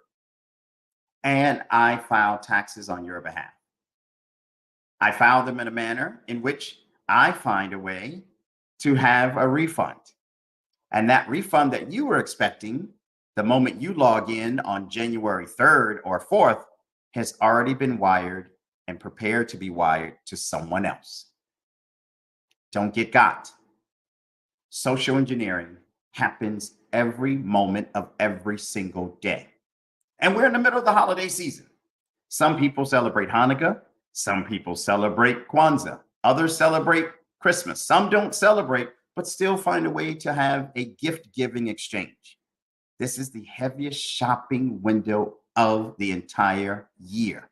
Some would even venture to say that it's even more important than Black Friday or Cyber Monday. Now is not the time to venture from the given shopping path. What does that mean? Okay, let's walk through it. Spell Amazon. I'll give you a moment. Everybody knows Amazon. It's not spelled with the zero. You receive a link that says 50% off any last minute sales from Amazon because they spelled it with a zero, and you log in. Now is not the time not to pay attention. You don't click on a link that has been received, speaking of some wonderful sale. You don't venture and log on to a brand new banking site in this window of the calendar. Just don't. Avoid it. The same with your banking. If you've been banking with Wells Fargo, Bank of America, Chase all this time, now is not the time to start venturing on any link that you've received that says you have access to instant credit, $5,000 pre-approval. Don't do it. Now is not the time. People listen to cybersecurity experts all the time. Rarely do they get it broken down into small sound bites. Tonight, are the small sound bites reaching your ears? I hope so, because getting got is not pleasant. According to recent reports, the average person who gets got loses almost $1,100 per transaction. Can you afford to lose $1,100 right now in the middle of this season? Maybe times two? Can you afford for your identity to be stolen and someone to buy a boat or a house in your name? So for the next 25 to 30 years, they are you on paper while you try to unravel what happened and prove that it was not you. Bankers are calling, creditors are calling, and your credit is done for a long time to come simply because you got. Social engineering is now being powered from a little secret out there called artificial intelligence. Raise your hands if you've heard about artificial intelligence. If you haven't, I would adventure you to look into perhaps ChatGPT. Go online and look up ChatGPT. Type in there a simple question. What is cybersecurity? What is social engineering? And watch it pull from the universe wonderful answers to explain it to you in complex terms.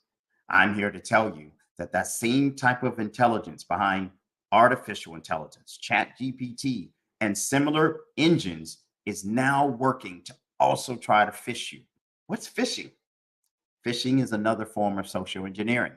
That's when we try to throw out something that looks too good to be true. And the average person who reads it, maybe in the middle of the night, maybe while they're in a hurry, acts on what they've read. The key to getting got is acting on it. So you have a few moments to read those emails, to look at that text message, to perhaps listen to the first part of that phone call and say to yourself, is this real? Does it sound too good to be true? Are they really going to give me $5,000 just because I'm who I say I am? Maybe. If they do, wait a minute. I could go and get all the stuff on the Christmas list that I said, wait, maybe next year. Are you going to get got? Artificial intelligence is now adding to your chances of getting got. Artificial intelligence has now been added to the mindset, the mens rea of those who want to attack and take your identity. So how do we fight back? How do we defend ourselves? Well, listening to this conversation is your first step. Second, I need you to understand that the days of utilizing one form of proving who you say you are, authentication, are over.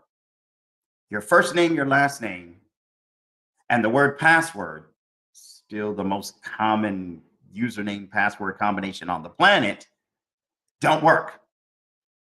You need a password manager, or you need to embrace the idea of knowing that you can go with the passwordless authentication method. A little bit complex for this conversation. So at a minimum, let's start with the elementary basics. If you know a username and password, most people use their email address. Passwords that are just words, you're probably going to get got. So let's add to it. What about adding a capital letter, lowercase letters? A little bit better, but still, you're going to get got. Adding a number. There are plenty of numbers to add before, after, in the middle of the password itself. That might help. It'll slow down a few people, but remember, artificial intelligence. Probably not going to beat that one. What about potentially adding symbols? You know those symbols across the top of your keyboard? You know all those symbols you have to hit shift for on your keyboard or toggle with your fingers on the phone? And capital letters and lowercase letters and numbers and symbols. Better, right? What about a password phrase? Combination of random words strung together. Development, grass, birds singing, 2008, asterisk, symbol. Wait a minute, exclamation mark, 2. Kind of long to remember. Perhaps something you are familiar with. 4 or 5 words strung together with numbers in between, characters at the end or in the middle that you could remember. Makes it a lot more complex, even for an AI system, right? I would venture to say, at the end of the day, those are within the reach of any AI system. What about your fingerprint? Wait a minute, a second form of authentication? That's right. We do it all the time on our phones. You receive a text message, which, by the way, could be intercepted as a part of your authentication. And then what about adding a fingerprint? Unless they have your finger or a copy of your fingerprint, which is less likely, it's harder for you to get got. 8-digit pins for your debit cards. Whoa. I went to my grocery store and I put in my 4-digit pin. How easy is that to remember? What if we go with 8 digits? A little bit more complex, right? The average person doesn't understand these little tips, but you will because you're listening tonight. You'll get it and you'll further protect yourself, but don't be stingy. Don't hold those secrets close to your vest. Share them with your friends and neighbors, especially share them with the seniors who you care about. Or do it for them. Set it up for them and show them simple ways to remember. And don't forget the fingertip to make sure they don't get got. Let's shift gears. What do we do if we are a victim? Someone has popped into your computer and there's a big message on the screen that says, you are being held for ransom. You will not have access to any of your information until you pay. Ransomware attacks are heavy in 2023 and only going to get worse in 2024. Part 2, you got. Now what? Okay, so let's start with the basics. You didn't listen. You didn't, and you got. First step, you need to undo everything that is valuable to you in a manner that protects it outside of the mechanism that got breached. Wait a minute. Say that again. Here we go. You're on your computer and someone has hacked into your computer and locked it. More than probable, you're not going to be able to get back into that computer. If they're saying that they've locked you out of your banking, you do not answer the phone because I promise you someone will be calling. Instead, you run and you retrieve your own debit credit card information and you turn that card over and you call the banking institution yourself. Call the bank yourself. Some ransomwares will come with a follow-up email. Some ransomwares will follow up with a phone call. Don't answer, don't reply. Call the bank yourself. More than likely, no one steals your identity trying to get $1,100, $1,200, $5,000, $10,000 without having more information about you, like your phone number. So that number that pops up that might say Wells Fargo or Bank of America is probably not them, especially knowing that the banks will not call you. The banks will not call you. IRS will not call you. People, they don't call you. It is the nefarious entity on the other side trying to call you to get them even more information, or to share with them that last mile, that last inch of authentication to further steal the rest of your money, your identity. You call the bank and you let them know what has just transpired. They will help you and walk you through changing and securing your banking to make certain that you don't lose. We hear about the stories all the time. Oh, a person wired $10,000 or $5,000 to an entity that didn't exist. And now they call to the bank and the bank says, I'm sorry, but we cannot refund your money. We did not authorize it. Don't get got. Instead, follow the steps. If they're holding your banking information, what do? That's right. Someone said it. We don't answer the phone. And that's right. We don't answer any emails. That's right. We don't do it. Instead, we call the bank institution ourselves. All right. Wonderful. They steal your social media accounts. Do not log on to the pop-up on the screen that says, here, please contact tech support here. No, that's not them. Because the minute you call that number, that 888 or that 1-800 number that is listed on the pop-up from the attacker, you are actually speaking to one of the attackers, and they're going to get your banking information for the sake of fixing your problem and getting the rest of your money. So part one is simply to steal something from you to get your attention. Part two is to have you in a desperate state that they can subsequently steal the balance of what they really are after: your money, your identity. And once they have it, they're going to have it for a long time. So don't fall for it. If you're locked out of Instagram, you can use a different device or a trusted friend to get you the tech support number by going online yourself to look for it, not on the device that's been locked up, held for ransom. Same thing with Facebook. Same thing with TikTok. Do not fall for it. Don't get got. The numbers that pop up, our seniors see it all the time. Hi, there was an update. Here's Microsoft's phone number to fix your Windows. To fix your Apple device, please call Apple, and it pops up on your screen. That's not how it works. If there's a problem with one of your devices, you call the tech support number. So the opposite is true. Instead of receiving that phone call that we know is bogus, instead we call, because now you're initiating the action. You're taking the action. You're not falling for the actions of others. Don't get got.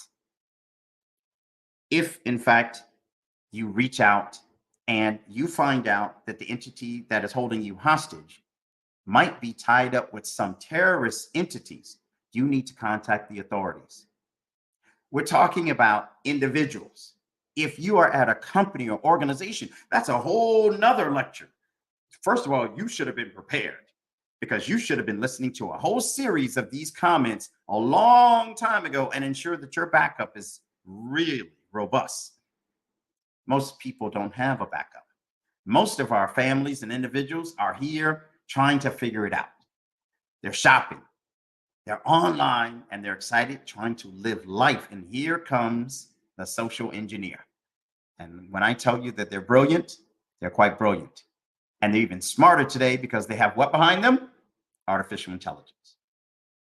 A third thing to remember: if you've been got, if you've contacted the authorities and you know that all of your devices may be compromised, don't be afraid to go and swipe out the different devices if necessary, and to redo your logins. Here's what I mean by reinventing your logins. Unfortunately, most of the time, people use the same username and password for just about everything. If they figure out one, more than likely they figured out all the others. It's easier to remember for us, right? That's why Password Manager is mission critical going forward. Affordable, Some of the other complex solutions may not be affordable and may just not be right for your current understanding of how it works. At a minimum, adding two-prong approach going forward after you've been got helps tremendously so that they don't come and get you again. It's one thing to get got once. There's a whole nother level to get got twice. Oh, I've heard the horror stories. I've helped organizations and individuals recover from these situations that are just painful because you know that they're hardworking individuals just like you, that these same individuals have families just like you, and that these same individuals may unfortunately not know what to do until it's too late. That's why we're spending so much passion bringing the complex language down to a street level with our friends at CyberMinds. We're a think tank. We're comprised of several very highly educated individuals who have doctorates in information security. Some of the associates and founders of CyberMinds have so many letters behind their name, it spells out a separate alphabet. And we have different genres, meaning we have different races mixed and we have different levels of understanding. The best part of CyberMinds is our patience. Next year, you will see our website launch and you'll see all of our social media platforms blow up simultaneously. For now, your best bet to reach one of us, email us, ethics@cybermindsinstitute.org. I take great pleasure in explaining this heavy shopping period rampage of social engineering. I take more pleasure of making sure that you understand it. Patiently answering your questions and being willing to listen to your scenarios is mission critical for our growth as well as yours. As the different seasons change and things become more complex in the world of information security, individuals at CyberMinds and individuals who, at the end of the day, care about your well-being, especially at the street level, are the ones to reach out to. Your banks work hard every night to protect your identity, but you have to do your part. You have to protect and hold dear information like your first name, your last name, your date of birth. These strung together, perhaps with your social security number, as well as, in some cases, your passport information, help to identify you in the universe. Don't forget, you have unique parts of you, like your fingertips, that help as well to protect who you are. 2023 has seen millions of dollars taken from individuals and billions taken from organizations. 2024 doesn't show any signs that it's going to slow down. These tips and others we will continue to share, and we will look forward to your continued questions and answers as we venture into another phase of complex social engineering. We talked briefly about some terms and I explained them instead of giving you some of the textbook definitions. Phishing, vishing, target phishing, very heavy in social engineering. Very complex scenarios have played themselves out. But to keep in mind that the research clearly shows actors in this space who will attack organizations or individuals, they're methodical. They don't think for the snap, quick, instant gratification. Instead, they plot. And they plot, and they plot for years to come. If they get you once, more than probable, they're going to come back and try to get you again. If you know someone who has been a victim of any of the different cyber scenarios that I've mentioned, please have them watch this. And if they need to, have them contact us so that we can help. If they're a not-for-profit organization, we're there for them. Even if they're a for-profit organization, we're there for them as well. If it's a senior or someone you care about and you need our help, our genius is we're here to help, especially in this complex space where artificial intelligence is now playing a huge role of ensuring that those who attack us have the upper hand in some cases. The good news is artificial intelligence relies on input by humans. And some of those humans are with us all the time, working for us. I look forward to future conversations. I'm thankful for your listening this evening. And I know you will not get got because you now have the genius I have shared for everyone. That was wonderful, Dr. Hicks. That is probably one of the best keynotes I have heard. Practical information on cybersecurity and how to protect yourself at this at everyday level. Your grandmothers, your children. People need to understand because we're so we engage with the digital world all the time. I want to bring up one more thing. If you know, I know you know about this. I just saw something that came out on smishing. They're calling it not phishing, but smishing. Tell us a little bit about that. One of the heaviest things that people don't understand is everything evolves, right? So when you have phishing happening and you have that simple text message or that phone call, you're going to get yourselves in a lot of trouble. And what I tell people, especially my seniors, hang up, delete. If it's a phone call, hang it up. No, but it's so-and-so. It's my niece. It's my granddaughter. Please, your granddaughter is with me. How can she be calling you? What? No, hang up. Don't get got. So often, and now with the artificial intelligence, smishing is happening with the robocall. They're calling, they're texting, and you're getting them at 2 o'clock in the morning, 3 o'clock in the morning. And it's first thing on the phone when you first pick it up in the morning. Some people being awakened in the middle of the night thinking that someone has been kidnapped. In this day and age, and the person might live in the same zip code. We know the average person's common sense is good for what they need it for. This is why these different forms of the attacks, like the target phishing, your boss is not going to call you in the middle of the night and tell you to wire him $400 for a plane ticket. Why would they need to do that with your money? Why would they need you to go to the bank and go and get money and send it to some crypto account? Buying gift cards. And we've heard the nightmares, and you just shake your head going, okay, they were nervous about their job, or they were nervous about their relatives, or that simple text message that came in seemed real. And that's what we know burns us. When you see the 1.4 billion, that's a ton of people who got. That's a ton of different instances. Some of those are same individuals over and over again. Yeah. And that's the sad part, right? So we need to do something about that. Thank you for letting us know.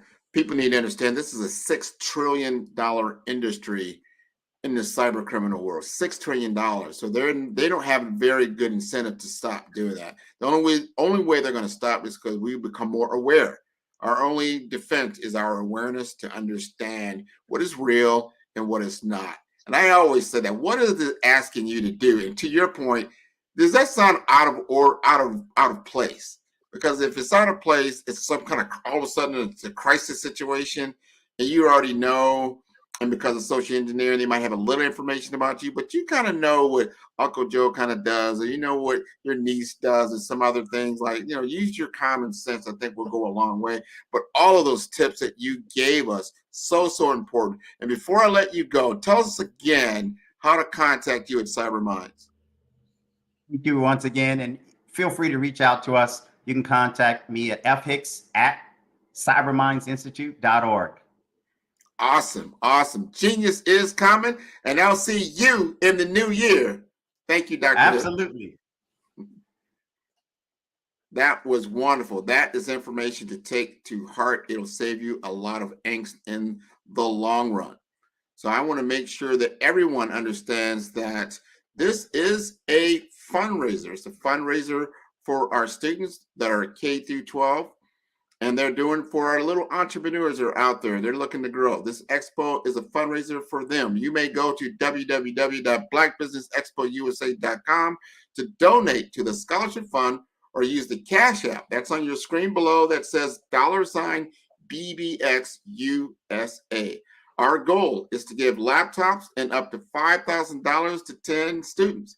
Students can register online at www.blackbusinessexpousa.com. Every dollar counts, so we want to remind you to donate to the scholarship fund. And we want to thank our Black Business Expo USA sponsors for December 2023.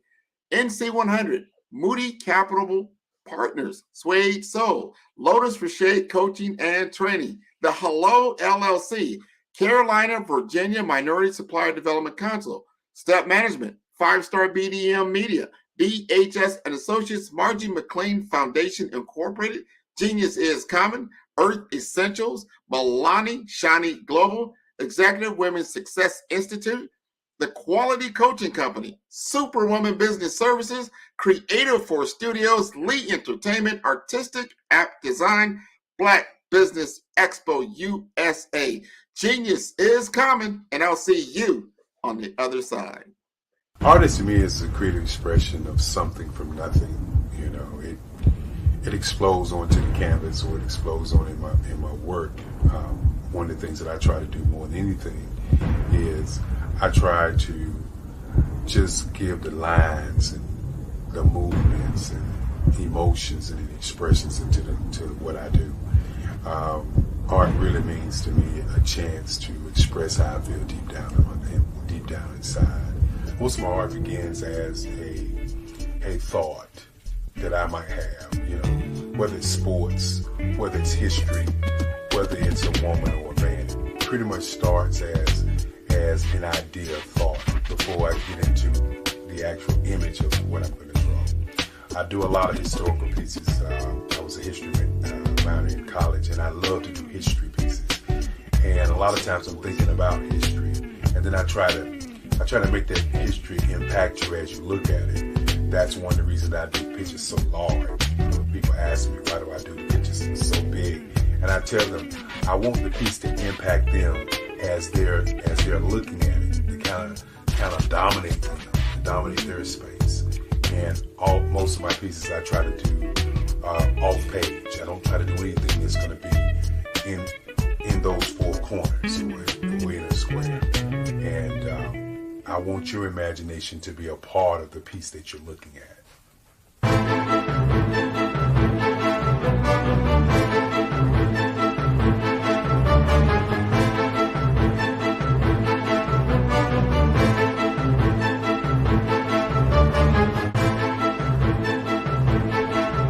The way I feel when I'm drawing, when I'm creating something, is I feel free.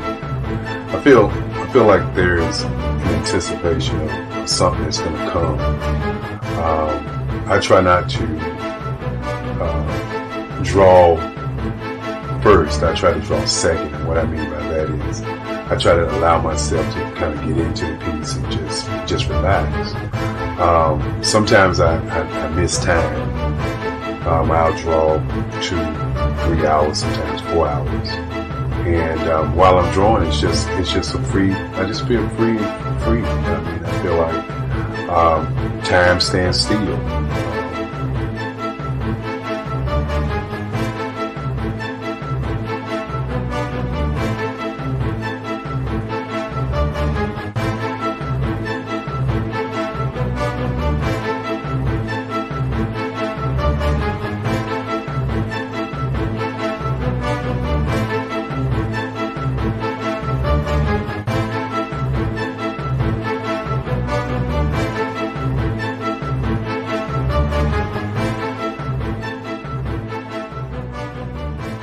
That's what it's all about in terms of the lines and the colors in my work, is to get an expression, to go deeper and past just what you see on the surface, but to go in and try to find an expression that everybody gets a different taste of what that expression is, whether it's anger or whether it's being happy or whether it's being, kind of calm or nonchalant. That expression that people take away from the piece is the most important part of what I do as an artist. Bold is the size of my pieces, where I try to do the piece larger than life, to kind of push forward toward you. That's what the boldness is all not so much about the lines, it's about the sounds.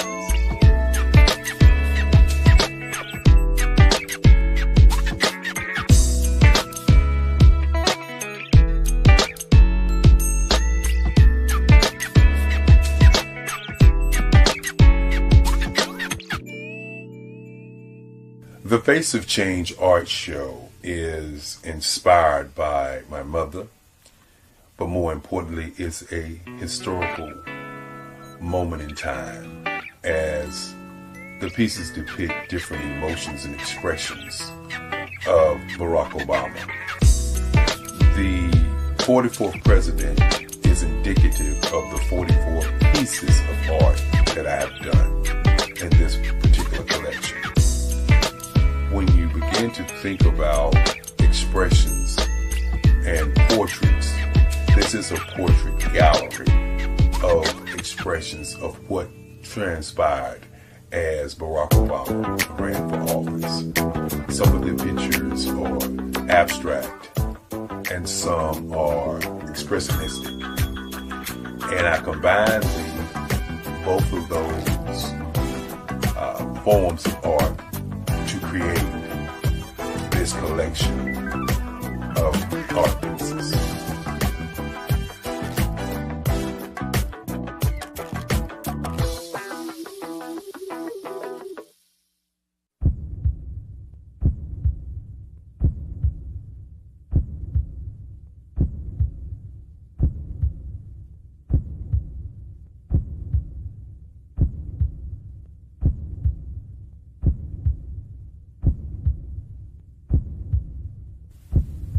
Overcomer, brilliant, ambitious, motivated, awesome. Obama.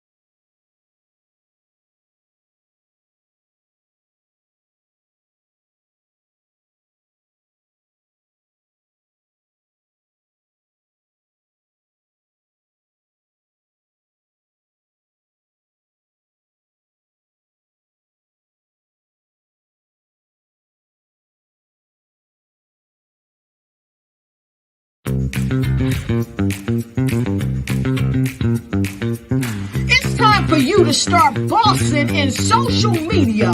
For all your social media needs, you've come to the right place at the right time to get your website designed, landing page, social media platforms, and get the training you need to get in front of the people that's ready to buy your products and services.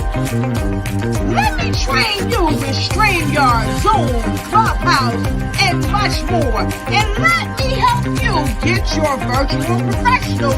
Not assistants, because assistants can only assist you, but the virtual professional can give you that professional flavor that you need to expand your reach and increase your revenue.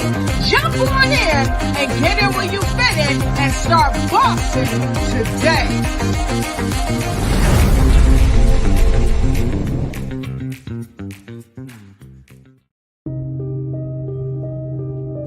The Black Business Expo is changing my life. This year, they are giving away laptops and even $5,000 in cash to students just like me. I'm Alexis, and I want to go to college to fulfill my dream of becoming an entrepreneur. Help the Black Business Expo going to www.blackbusinessexpousa.com, and also becoming a vendor, a sponsor, or donating.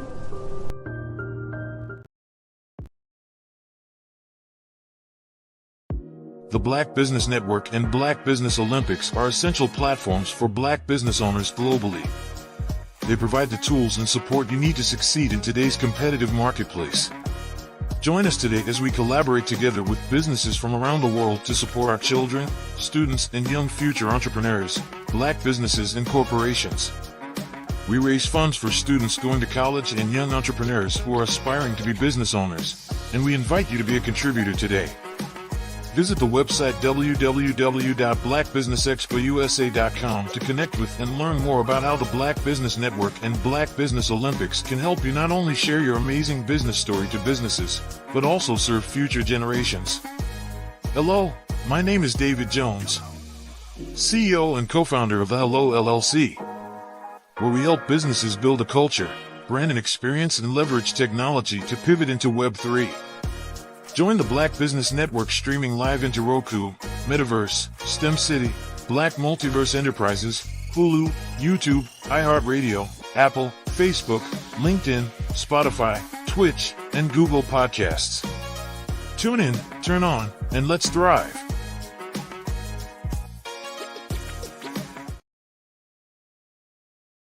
Sometimes you got to hear the news from the Black perspective, and more specifically, Black publishers. And that's exactly why you have to download the HeyTie app, the largest mobile app delivering breaking news, videos, and podcasts from 200 of your favorite Black publishers. Yes, 200 Black publishers delivering news as it happens, literally all in one app. Go to HAYTI.com or download the app in the Google Play Store or Apple App Store. It's completely free, along with information that you can trust, so go check them out. Are you an innovative entrepreneur or business owner ready to embrace the future of business transformation? The world is evolving at an unprecedented pace, and it's crucial to adapt and pivot towards success in this dynamic landscape. At the Hello LLC, we are dedicated to guiding you through this transformative journey, offering a comprehensive suite of services that extend beyond the metaverse and 3D immersive experiences. Our mission is to empower businesses and brands by assisting them in building, branding, systemizing, and automating their operations. We specialize in steering businesses from a two-dimensional existence to a thriving three-dimensional presence, where opportunities abound. We help businesses harness the power of technology to work smarter, not harder, enabling them to operate efficiently and stay ahead of the curve. Our diverse range of services includes: Our Biz in a Box is a complete business solution package designed to jumpstart your entrepreneurial journey. From strategic planning to digital infrastructure, we've got you covered. Your one app, one tap solution. Our Motion Work AI videos transform your brand storytelling with our cutting-edge AI-driven video production, captivating your audience like never before. Our 3D VR environments will step you into the future of immersive experiences. With our custom 3D virtual reality environments that engage and captivate your customers. Lastly, in our Pivot membership program, we offer tailored guidance and support to either show you, teach you, or take care of the transformation process for you. According to a 2023 study by Fundera, a staggering 28% of small businesses in the United States do not have an online presence. This statistic underscores the importance of embracing digital transformation. Having a website is more than just an online presence, it's a gateway to unlocking numerous benefits, including reaching a broader audience, showcasing your products or services, generating leads and sales, establishing trust, providing customer support, and maintaining competitiveness within your industry. The Hello LLC is committed to helping you excel in all these aspects of modern business, not just limited to the metaverse alone. Why should you choose the Hello LLC to navigate this transformational journey? By partnering with us and harnessing cutting-edge technology, you can provide immersive experiences for your customers, expand your global reach, reduce operational costs, and enhance brand recognition, all while working with a company that holds integrity in high regard. Our commitment to ethical and principled business practices ensures that your journey towards success is not only innovative, it is also firmly rooted in trust and transparency. Don't wait. Take the first step towards a brighter business future. Contact us today to explore how we can support you in developing a remarkable digital presence and immersive experience that will leave a lasting impression. Social media is evolving. It's more vibrant, more colorful, more energetic, and so are you. It's not just photos anymore. It's video, it's audio, it's subscriptions. And now there's Fanbase, a new monetized social network. Fanbase delivers the complete native app experience with full content monetization for every user. No algorithms that shadow ban your engagement or growth, and no ads. Follow anyone for free and subscribe directly to your favorite creators for $4.99 a month. Plus, show some love by tipping on any post. Also, make a Fanbase page and monetize your content the same way.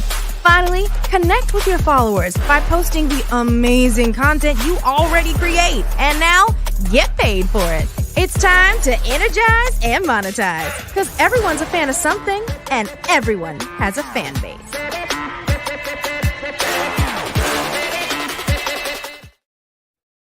Hey everyone, it's Grant McGaw, CEO of 5-Star BDM and host of the award-winning Follow the Brand podcast and TV series, where I help you to build a 5-star brand that people will follow.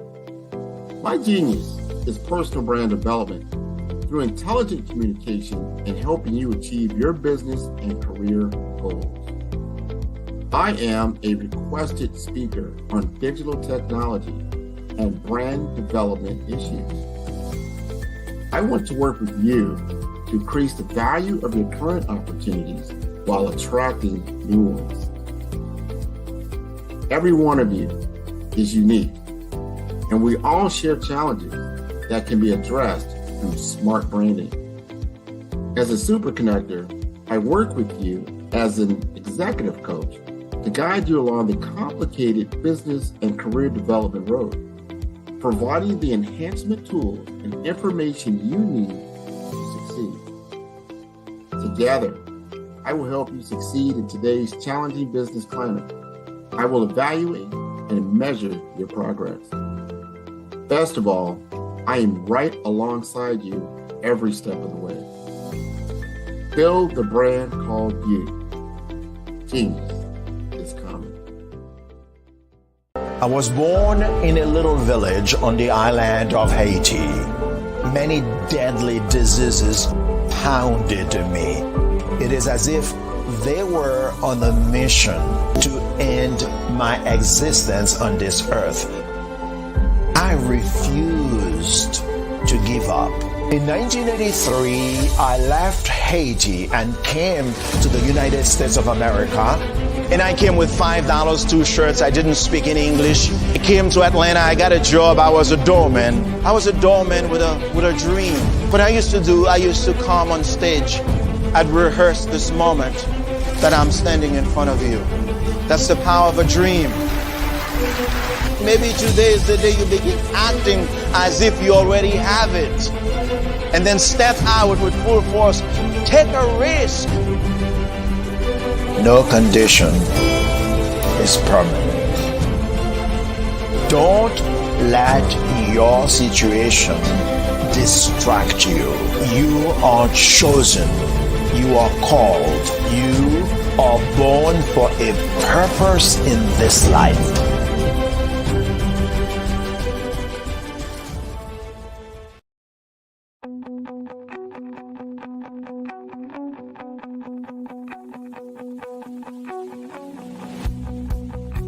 I am Black Business. From the moment I wake until the time I sleep. Yes, I am Black Business. I am Black Business. Tell me, are you Black Business? I am Black Business. Do you support Black businesses? Listen, I support Black business because I am Black Business. Black Business Expo, one of the largest business showcases in the history of Black business in the world. The world! Sign up today at www.blackbusinessexpousa.com or call 919-308-9090. I am Black Business.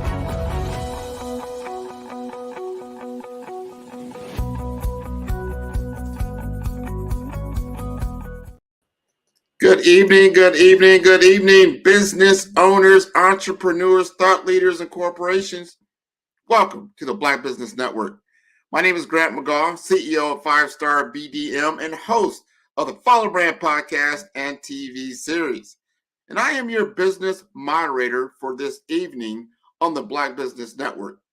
The Black Business Network is a 24-hour business network showcasing Black businesses, business owners, entrepreneurs, and thought leaders worldwide.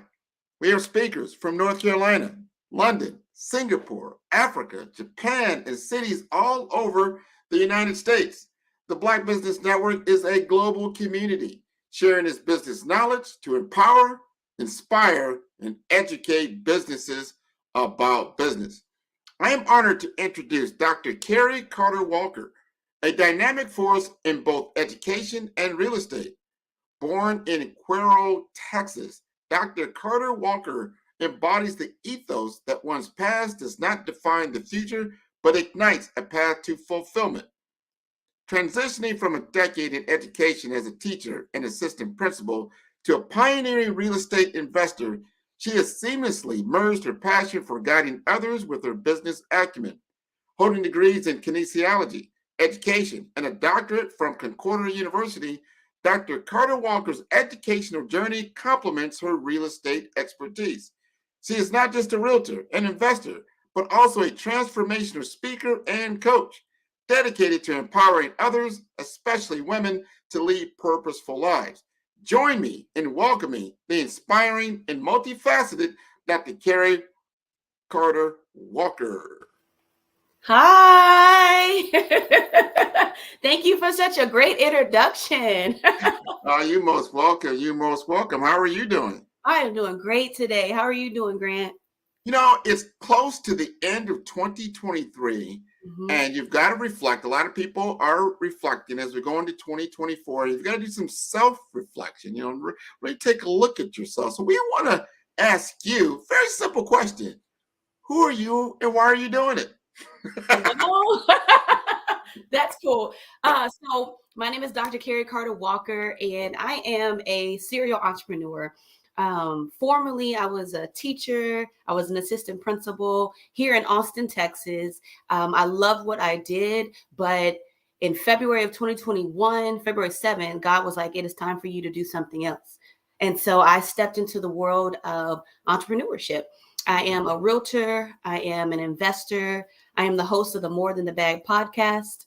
I am also a transformational speaker and coach, and I help women of all ages learn how to heal in order to become the women that they were called to be, and to live lives that are full of abundance, of peace, of joy.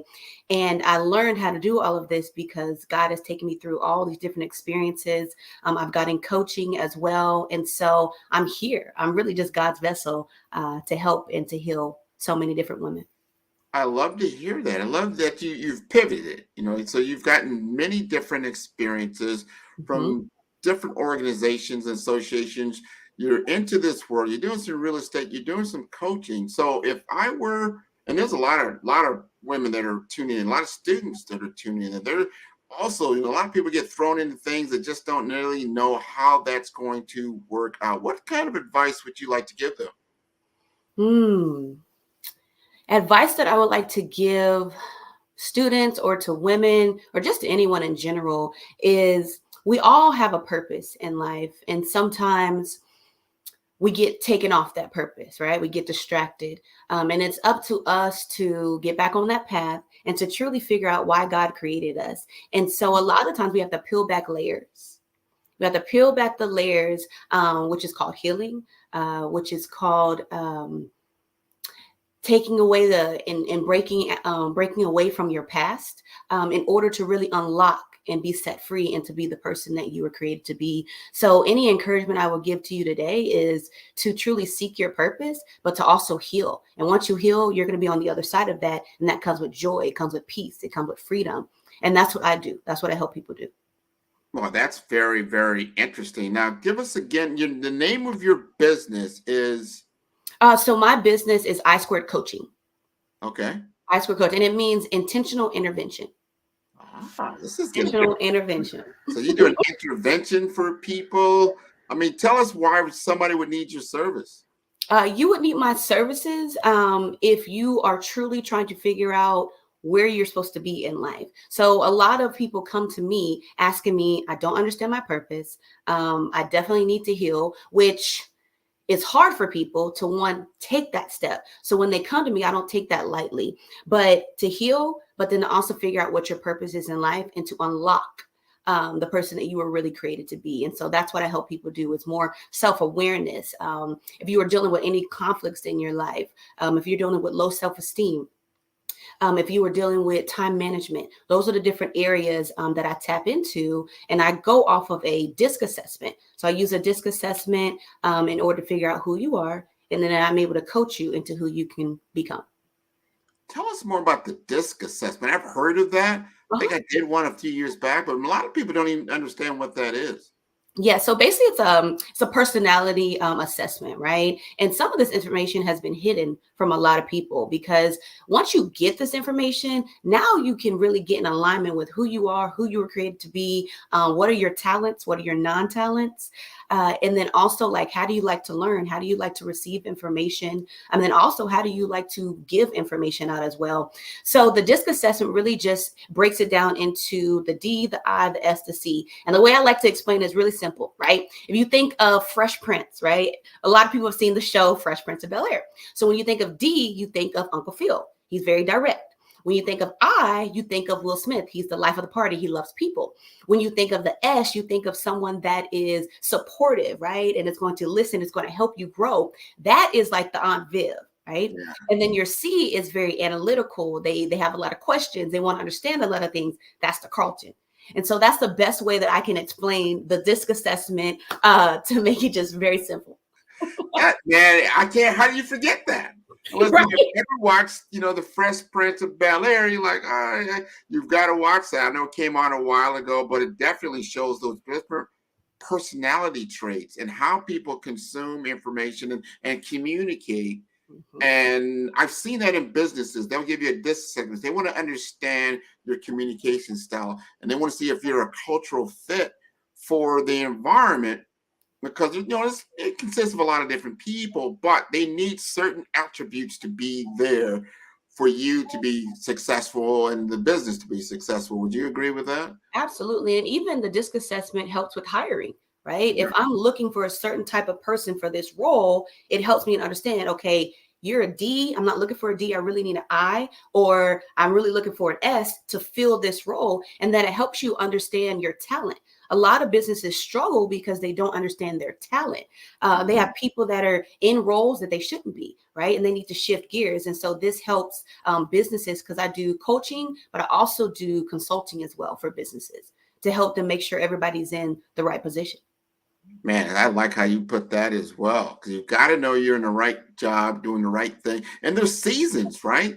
You had seasons where you were teaching, you were doing other things. You had seasons for doing that. And then you started to realize, and sometimes life gives you that nudge. You start to realize, there's a lot of resistance here. I wonder where that's really coming from.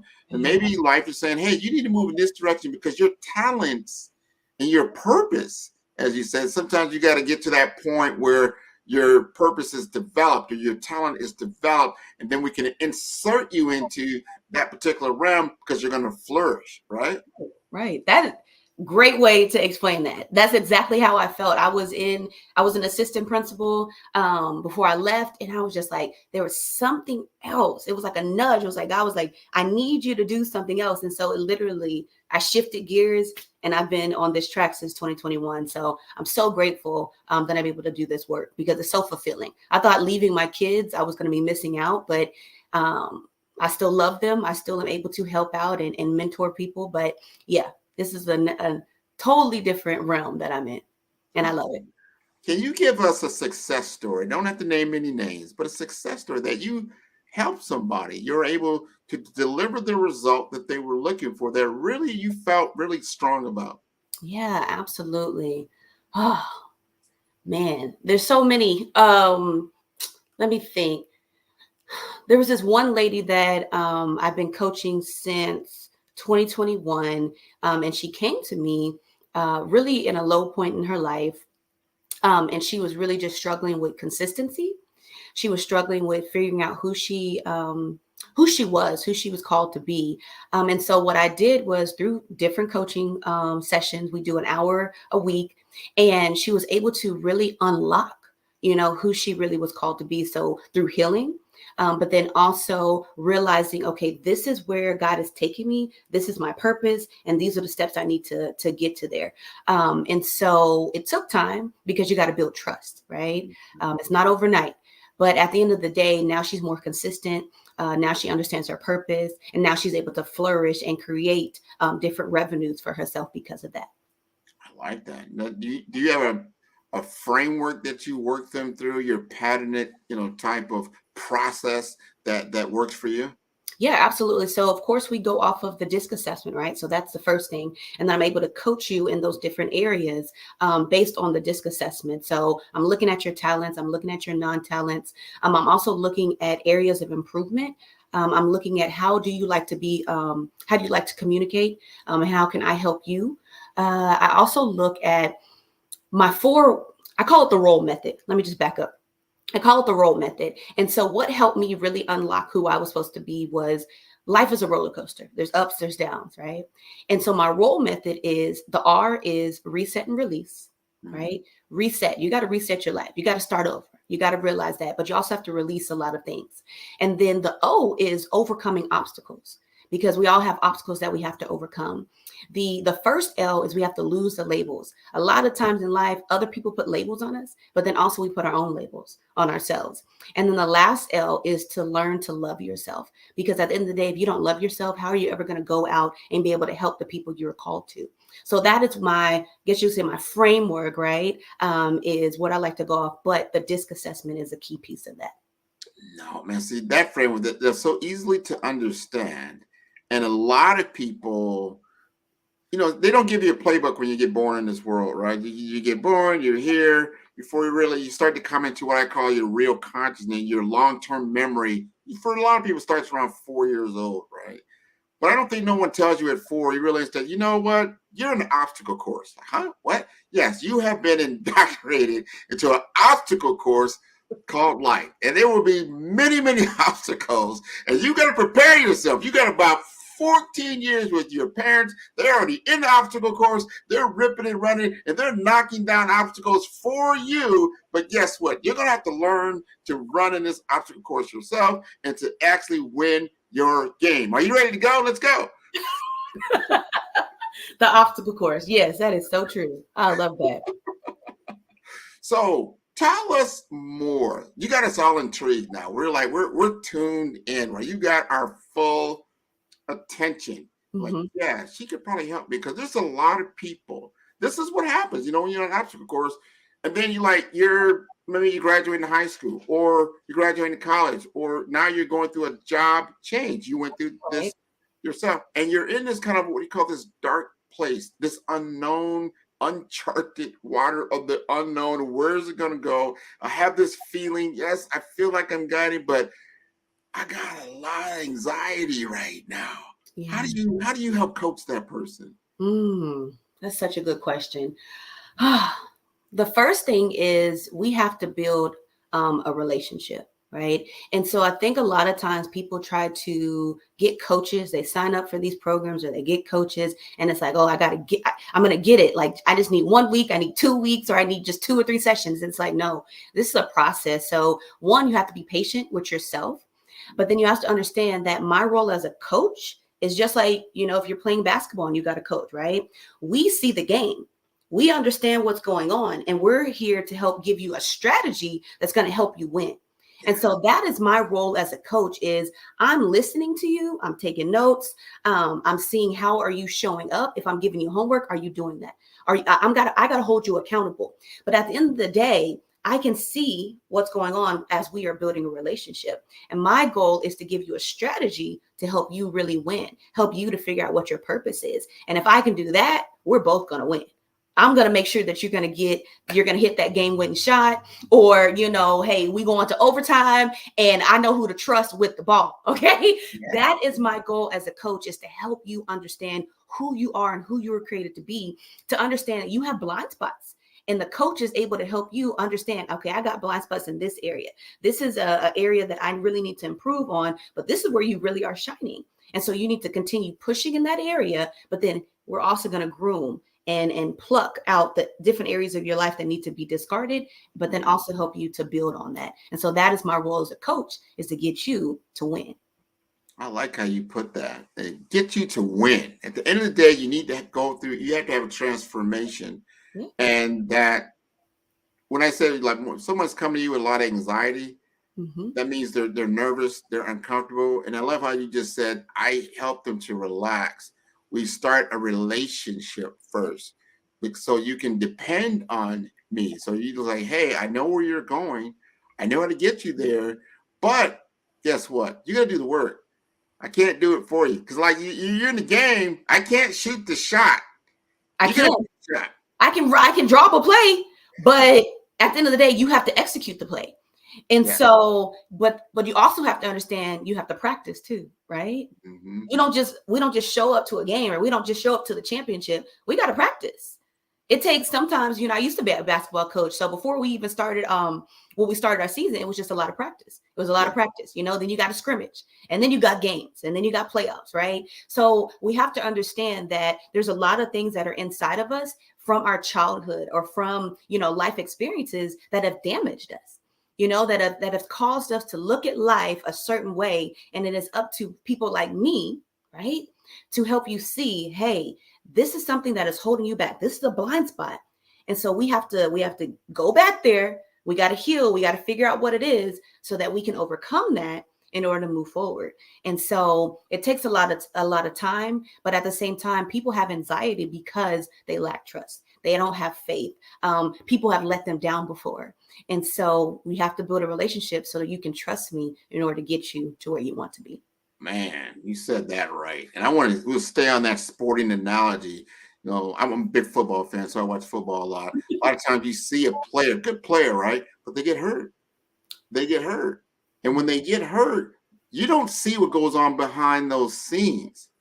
They've got trainers. They've got people that are medical professionals. They don't just, this guy just got hit by a guy going 250, weighs 250 pounds. You just hit him with all his might. He's like, oh, just got a soda to eat. No, that guy had a wreck.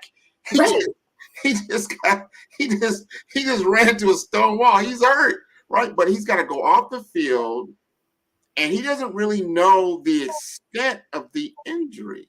They've got to do a lot of work on the back end, because in order to play a football game, you've got to be physically ready to engage. You can't just go out there halfway, otherwise you're going to get really hurt, right? So in life, we don't realize, as I said earlier, we're in this obstacle course where you're going to trip over some things. You're going to trip over some hurdles. You're going to run over some things. And a lot of times we don't realize that we're taking on a lot of injury, taking on a lot of punishment, whether it's mentally or emotionally. And sometimes those things aren't always visible. And how do we actually go to a coach? Who do we depend on? Where do we get our healing from? Where is that happening at? And I feel that's something that you can help them with. Absolutely. Absolutely. This is what I'm called to do. And I didn't even realize it until going through my own experiences and getting my own healing and getting my own realization of who I was called to be. I always knew growing up, I was one of those kids. I knew I wanted to be a teacher. I knew I wanted to be a coach. That's what I knew I wanted to be. And then I ended up becoming a teacher. And then I was like, there's more. So then I became an assistant principal. And then it was like, all right, there's still more. There's still more that I need to do. So I'm still able to teach and coach people, but it just looks a little different. It's not necessarily in a classroom like I was at a high school, right? It's more in life and teaching. Now, I'm going to switch gears just a little bit, because I think you've got your talent, what you do down pat. Because switching that gear from a more structured environment of having a career to becoming an entrepreneur, you have to understand the principles of business, the business of business. How have you transitioned into that? Have you gotten the financial acumens and all the other things that you like, wow, maybe you weren't aware of that you needed to understand and get down pat to actually, because a lot of entrepreneurs or people that want to get into the entrepreneurship, they don't understand some of these, like, hey, this is not easy business. Absolutely. So I kind of went, it was like a crash course for me, because when I left, I just left. I didn't have a plan. I was just like, okay, God said go, so I'm going. But what I realized, I had money saved up. I was like, okay, I had clients. But at the end of the day, I ended up having to get an accountant who was able to help me in so many different areas, because you have to understand, you got to have an accountant, you have to have a bookkeeper, you got to make sure you're saving for taxes, because at a 9-to-5, you're already getting taxes taken out. But then at the same time, you have to become a W-2 employee of your own business. And so there were so many different things that I had to learn. And like I said, it was like a crash course. But because of the amazing people that surround me, I was able to get the different coaching. I was able to understand the business side of it. I was able to understand, okay, I got to get my LLC. I got to have an S Corp. The S Corp can feed, right? The LLC is feeding to the S Corp. So all these different things I was learning as I was going, but now I'm more knowledgeable on it. So now I can go back and, as I'm coaching people, hey, do you have your LLC? Do you have your EIN? Do you have an accountant that's going to be able to help you with your taxes and with paying your payroll taxes each month or whatnot, or each quarter? Sorry. So many different areas, but you have to have the foundation. And when you have that foundation, then you can build upon that. And that's where you can grow. That's where you can expand. But the foundation is getting everything in line, the paperwork. You got to get the paperwork. People don't realize a lot. I didn't realize, you don't come out, they don't teach you this typically in school. Even if you go get an MBA, the MBA is around business, not the business of business. How do you start the business? How do you really get all those different things you just talked about, and understanding the taxes and it's a different cadence, especially if you're used to being a W-2 employee and you're getting a paycheck, and yeah, they already take the taxes out. Well, guess what? Who's responsible for your taxes now? You are. And if you don't pay them, guess who's responsible for that? Exactly. And then even insurance, people don't realize, like, you had insurance with your W-2. Now you're paying for it yourself. So a lot to learn. A lot of medical insurance, a lot of other things. But once you have that down and you're like, okay, I got it. And you understand your budgeting, you understand where your emphasis and your priorities are, and then you understand how you can then administer your coaching business, and then start thinking about how you're going to scale that business, because there might be other people in other areas, and there's only 24 hours in a day. Have you thought through that as well?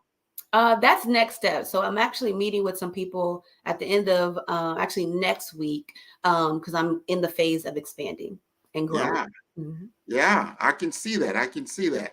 So let's get back to now you're coaching. I mean, you're doing the business. You also do now. You do some are you still doing real estate? Yes. So I'm an active realtor. That's my main thing, right? But coaching, I mean, that's just a part of it. But as a realtor, I help people buy, sell, and invest in real estate here in the Austin, Texas area or the surrounding areas. I'm also an investor.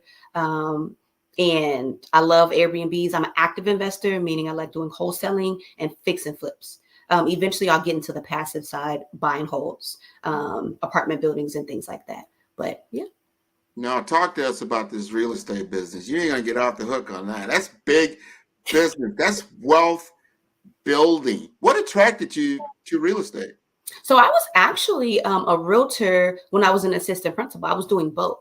And so after work or on the weekends is when I was showing properties. And so that's what transitioned me. I was able to build up enough clientele and enough confidence in that. Then that's when I transitioned from assistant principal to realtor. But it's especially once you get into the investing and you understand as a realtor, you can use your commission in order to invest. A lot of realtors is just almost like a 9-to-5. We're getting commission checks, we're just paying bills and we're moving forward. But how are you building? How are you building generational wealth? You're getting these commission checks, pay your bills, but then some of that should go towards investing in properties. Or if you're going to wholesale, you don't need any money to wholesale. All you need to do is go find a property, find an investor, connect them, and you get a fee. It's really sounds simple, right? There's a whole logic and you got to learn how to do it. But there are ways that you can invest in real estate and build generational wealth without having any money. And I think there's a lot of people that think they got to have 20% to put down versus I can put down 10% because of my credit and because of my credibility, because I've been flipping since 2017. And so I can get a hard money lender where I'm not using my money, right? Or I can get a private investor and I'm not using any of my money in order for them to fund the project because I have built up enough confidence in the real estate game for them to understand they can invest in me, and then I'll get my money back and we'll go from there. So now, do you teach that as well? Do you teach people how to operate in the real estate world? I sure do. And so I want people to understand, because I know I've talked about a lot of different things that I do, but there are seasons for the things I do. So I'm not doing any coaching around real estate right now. What I do is, you can see that in spring and summer, that's when I was doing my real estate coaching. But right now I'm just doing the Christian life coaching and soul healing right now. So there's just different seasons, but real estate, as a realtor, I do that year round. That is so interesting that you've got season. You're a multifaceted person and you've got your priorities in line. And I'm sure you're looking for clients that share your philosophy and then you can help them along those lines. I like where you're going with that, because you've got to have multiple streams of revenue, especially as an entrepreneur. And you got your S corp, you got LLCs. So you're like a major. That's what major corporations do, right? Mm-hmm. They spin off smaller companies, right? And it all feeds the parent company. Right. So you're all three of those things. Mm-hmm. And as I'm building, when I got my accountant, she explained all of this and I was like, okay, so she had built it, right? And then now it's growing it. So it's almost like you plant it and then it'll just flourish. So you have to start somewhere. Don't think that one business, you have all these businesses, all of them going to flourish at one time. It takes time, right? Get good in one area, build, get good in that area, build. And so that would be my advice for anybody out there that's So what is your marketing philosophy? How are you now? I know you got seasonal times. Mm-hmm. Are you marketing to a certain group? Do you do a lot of workshops? Are you getting out in front of clients in different ways? Tell us a little bit about that.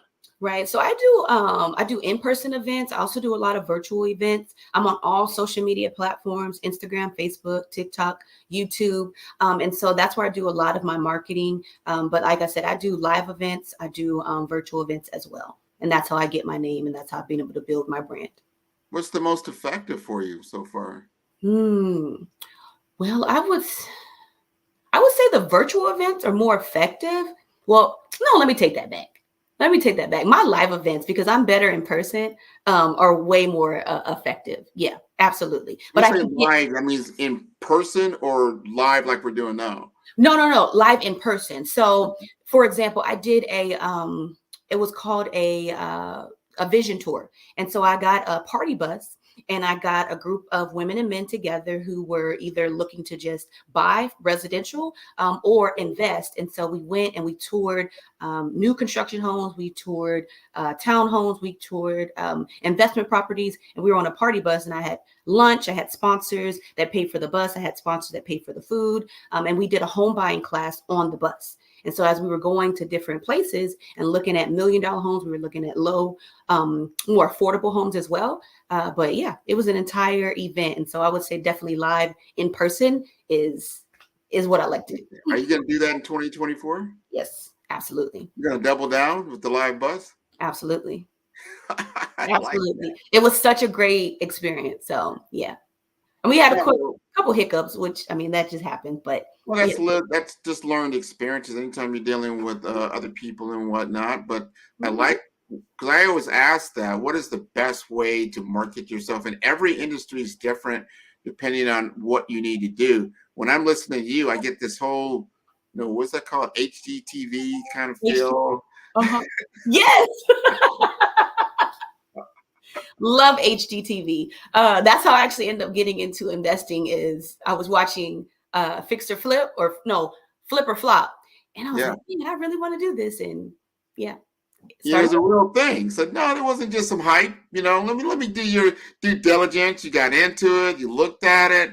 I mean, we've heard about flipping houses for a while. The real estate industry goes up, it goes down, it goes around. There's always risks involved.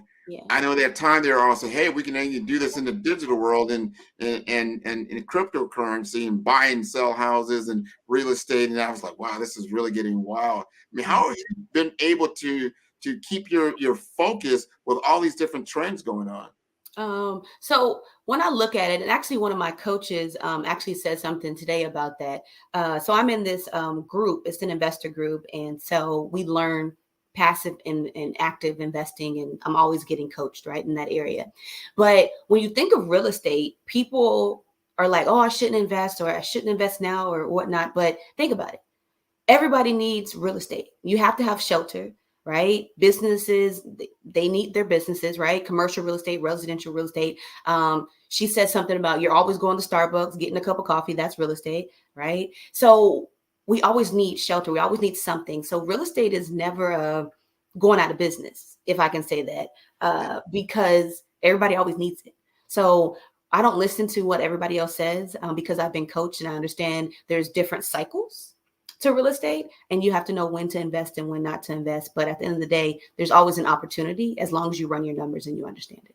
No, I think you're absolutely right. That is a core pillar of life. You have to have shelter. It's like food, water. I mean, you will have shelter. Now, the value of that shelter goes up and down. There's speculation, that's out there. Then you got to really understand what's happening, who's pushing what and why, and do your due diligence and understand. I don't think most people realize McDonald's. Everybody think of McDonald's, right? It's a food company. It's a food company. It's fast food. That's what McDonald's is, a real estate company, right? Yeah, because they're leasing the land, right? So leasing, owning the land, either one. But they're real estate. It's not about the burgers and the fries. No, because they're franchised. A lot of them are franchised. They own that, but they own the property. Obviously, they have intellectual property. But if you look at their books and you look at their 10K and things like that, how they're making their money, they're making their money on the real estate. I think that's incredible. We've got a few minutes here. Yeah. I want to give you the mic because I want to make sure we have a live audience here, that we cover all your bases. And if I were a potential client of yours, and let's just say I'm interested in your coaching, and guess what? I'm interested in real estate as well. Talk to me about why I should sign up with you. Absolutely. So if you are interested in coaching, right? So say you are ready to, say you have areas in your life where you're really struggling. You have a lot of questions and you don't have any guidance. That is why you would come to me. I am here to help you get to where you want to be. You see, some people can see where they want to be, and then some people can't because they have blinders on. So either way, I'll be able to either will drop the scales off your eyes, or I'll be able to help you put a plan in place for where you see yourself going. So that's why I would say you would want me, because I'm going to get you to where you need to be. I'm going to coach you. I'm going to believe in you. I'm going to support you, but I'm also going to hold you accountable. Going to hold you accountable to what you say you want. And then the other piece, if you are looking to buy, to sell, to invest in real estate, I'm your girl. I am your girl because I love it. I understand it. I've been in this business for a minute on both sides, helping people buy and sell, but then also on the investing side. So I would love to help you even understand it. You'll be able to look for my programs in the spring and summer of 2024 for the real estate programs that I'll be coaching. If you are in the Austin or surrounding areas, I'm always available to book a consultation so that I can help you see if you want to buy, if you want to sell, or you want to invest. But at the end of the day, my commission in life is to help you really figure out what your purpose is in life and get you there. Oh, yes. We got to do that. Now, is it a 4-week, 8-week? Tell us what's the time commitment? So with my coaching program, so I have packages. I have packages of 6, I have packages of 10 sessions or 20 sessions. So once you sign up for a 30-minute consultation, it's free. Sign up for a consultation. I will see if we are the right fit. I don't take everybody's money. That's not me. I want to make sure that we are the right fit in order to get you to where you want to go. But then also I need to know, are you coachable? Are you even ready to do this work? Because if not, I'm going to be able to hear that. And I'm going to say it's probably not the right time. So you do a 30-minute consultation. And then if we decide to move forward together, then we will put together a package. But I have 6, I have 10, I have 20 sessions that are available. And those sessions, are they I think you said earlier, they're weekly. They're weekly 1-hour sessions? We would do bi-weekly, we would do weekly, or we do bi-weekly. It really just depends on how much support you need. Some people need weekly and some people just need bi-weekly. Am I going to have to do homework? Yes. That's the teacher. That is the teacher in me. It's always going to be homework. Even when I host my weekly Bible studies, I'm giving out homework. You're going to have to read. You're going to have to read scriptures. Okay. So yes, you will have homework. I know of another coach that does faith-based coaching, and she wrote a book about it. And she was moved in those areas. She does very, very good in those areas, but she markets that. So she'll market to particular, church groups, associations, people that have like-minded individuals. Is that something you're doing as well? So right now I'm just on my different platforms. That's where I'm marketing right now. I haven't really honed in on focused on churches or whatnot, but I allow God to lead me. So I'll see. Yeah, because there's people that are, a lot, especially in today's world, they may not make it visible what their belief systems are. They may or may not have a home church, let's just say. However, they may see, and there's a lot of people are getting a lot of their religion or spirituality through mega churches or virtual churches, and it's all online. So, you might not necessarily see them, but if you're putting it out there on your social media feeds, and I really, I'm into the whole, your live virtual bus, man, it sounds like you're getting a tour of the city on top of going around and seeing all the real estate, right? Absolutely. You get the tour of everything, and then you get to see some beautiful homes. And then also I'm partnered with, the sales agents. So they're giving you all the incentives and, what types of homes they build, how big, how small. Yeah. And you're able to ask questions. So. But you're a realtor, but are you selling? Are you buying? Are you, where are you at in that whole life cycle? Right. So I'm not just for buyers. I'm not just for sellers. I list homes, but then I also help buyers as well. So I'm a good mix. Okay. All right. Because I know the real estate world is it's multifaceted as well. And a lot of different, there's brokers, there's all kind of, like I said, investment vehicles. And there's some things that people need to think about now is that you can get into what consortiums, right? So like you said earlier, maybe you don't have $20,000 just to say as a buy-in. However, you have 10, but then someone else has 5, another person has 5. Now you're selling shares of the opportunity with the understanding, just like we do now in business. People, you start a business, you mature a business, and then you get into an exit or merger or acquisition or something like that. Same type of thing in real estate, right? Same type of thing. That's the group I'm a part of. We do that a lot as well. So it's, hey, if there's a flip that somebody wants to partner on, hey, let's partner. Let's run the numbers together. If it makes sense, let's put our money together. Or hey, maybe you don't have money. Maybe you can just be the project manager and we'll pay you a fee to be the project manager. Or maybe you got credit, so we'll use your credit in order to buy the supplies. So it's all about teamwork.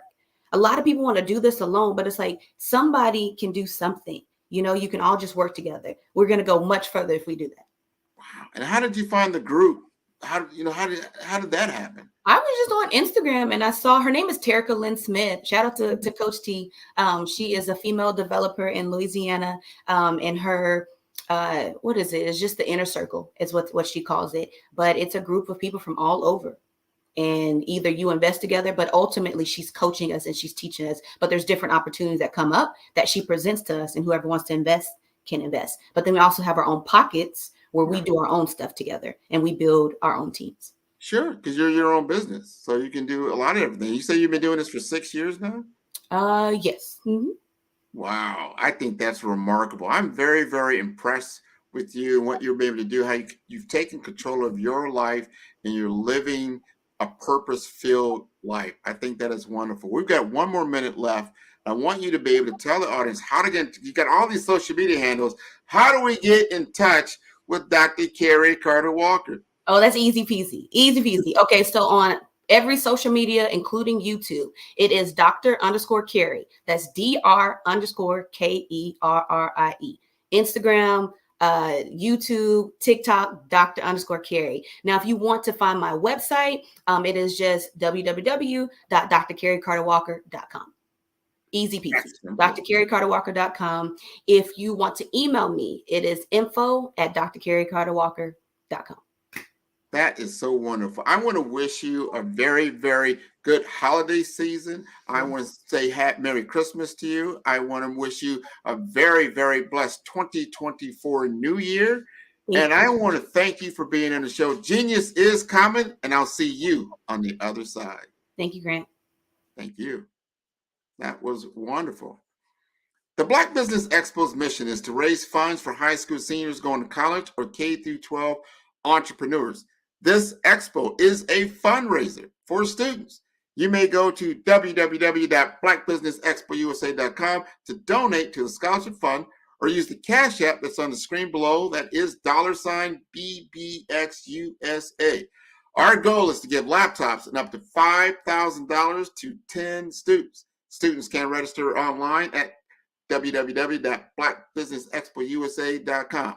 Every dollar counts. So we want to remind you to donate to this scholarship fund. We want to thank our Black Business Expo USA sponsors for December 2023.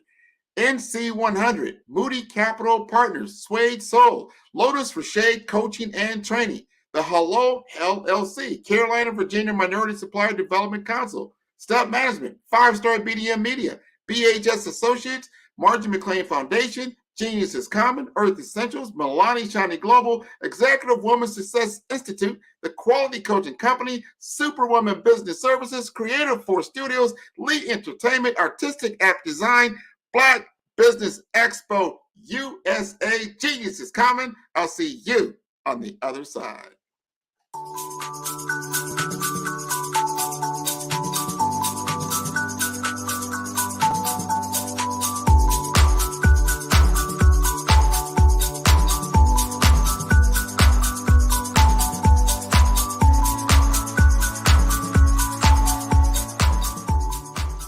I have my PhD in biomedical informatics, and I tend to focus and get really passionate around genomics, particularly when we talk about genomics for precision health, genomics for community and population health, so on and so forth, and some of the disparities and differences that manifest themselves in the human body based on your heredity, your ethnicity, your environmental impact and stimulus that's coming from outside of your control, and how that impacts the way you ingest medicine, the way your body takes in that medicine and delivers it throughout your cells.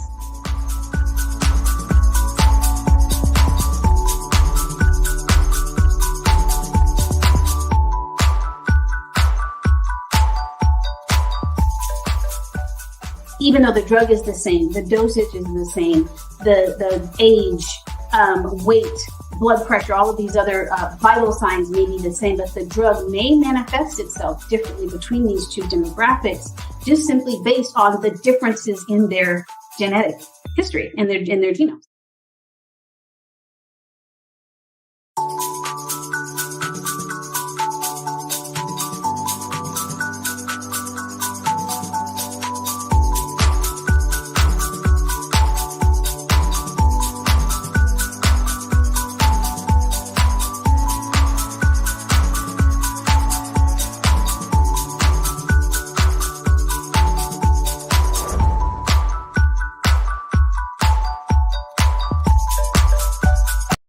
I am from Washington, D.C., but I was raised in Durham, North Carolina.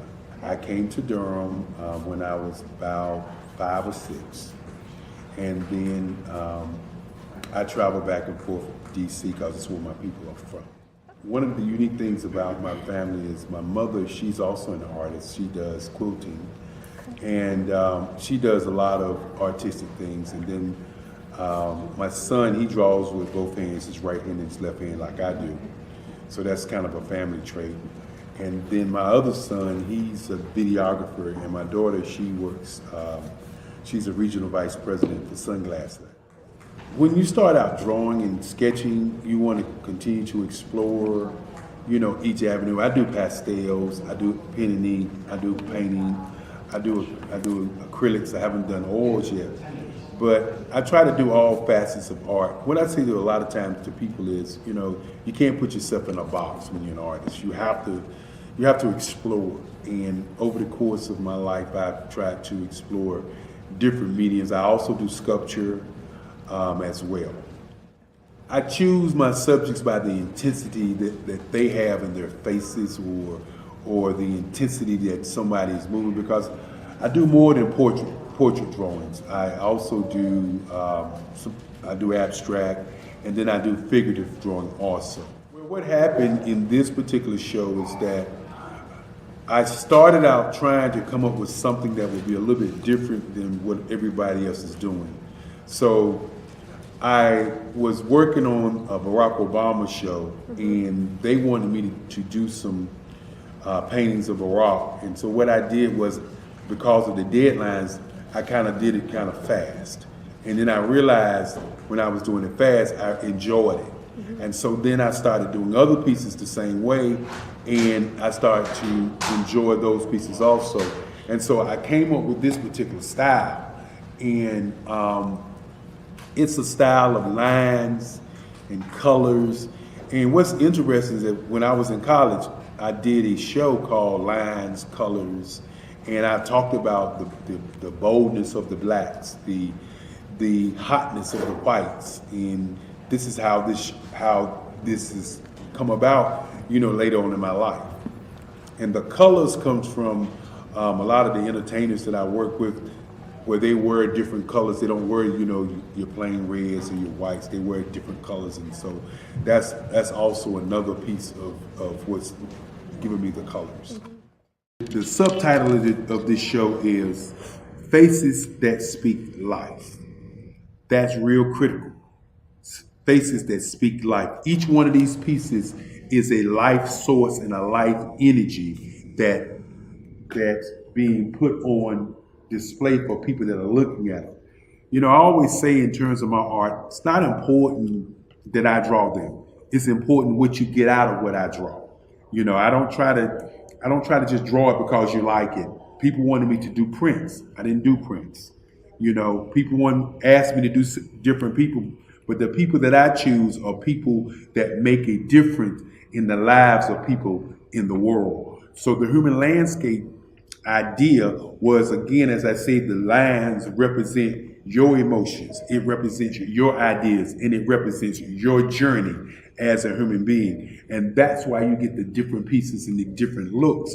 And as you notice, I try not to do one look that looks alike another look. And that's what's the most important part of this show.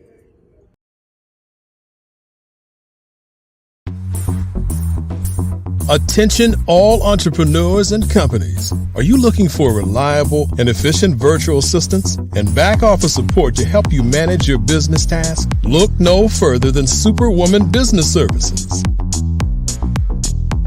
Our team of virtual assistants provides a full range of administrative support services, including operations management, social media marketing, and much more. We also offer website design services to help you create a professional online presence that reflects your unique brand. In addition to administrative support and website design, we offer business development and structuring services to help you grow your business and achieve your goals. We'll work closely with you to identify areas of improvement and develop a customized plan to help you reach your full potential. At Superwoman Business Services, we understand that running a business can be overwhelming and time-consuming. That's why we're here to help you fly high and achieve success. Our virtual assistants are highly skilled, experienced, and dedicated to providing you with the support you need to thrive. Come fly with us and take your business to new heights. Let us help you become the superhero entrepreneur you are meant to be.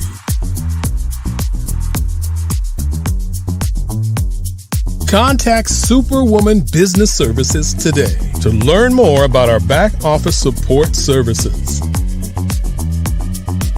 Come fly with us and take your business to new heights.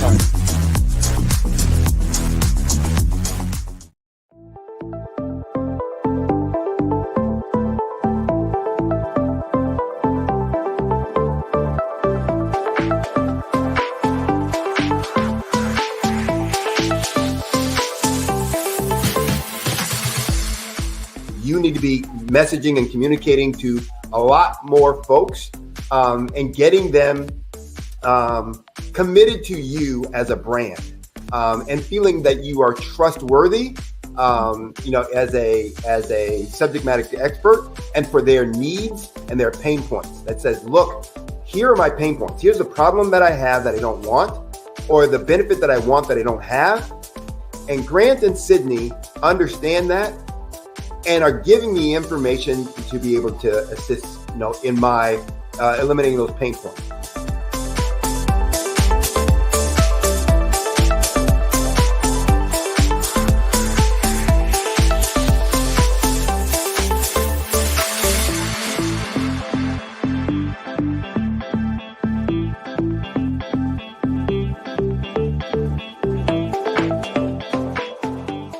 You're going to get a lot out of this workshop.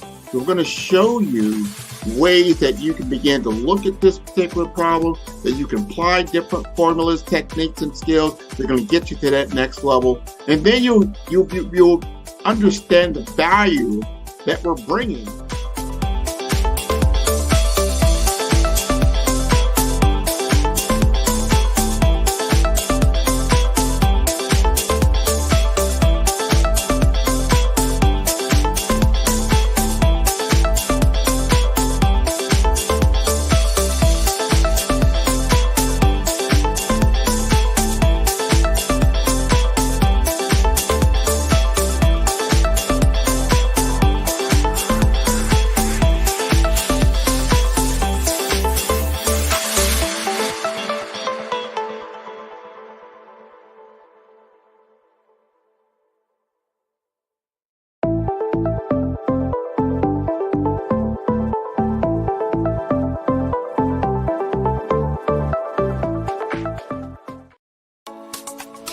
Genius is common, and my genius is I'm a visionary strategist.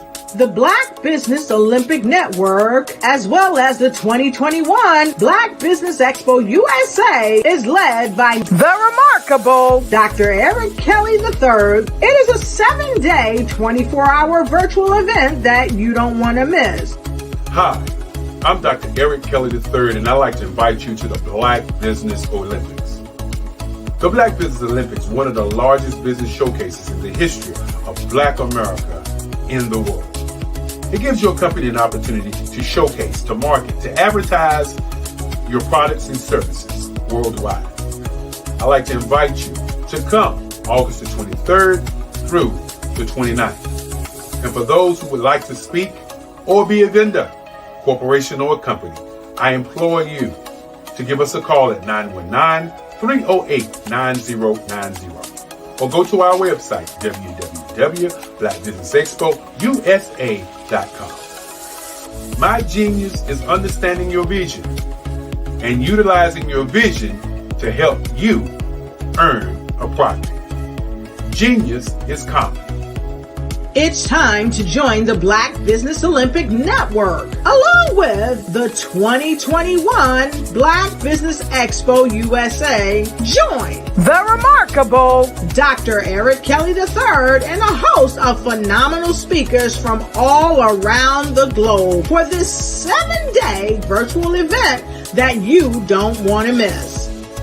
Because we know that genius is coming.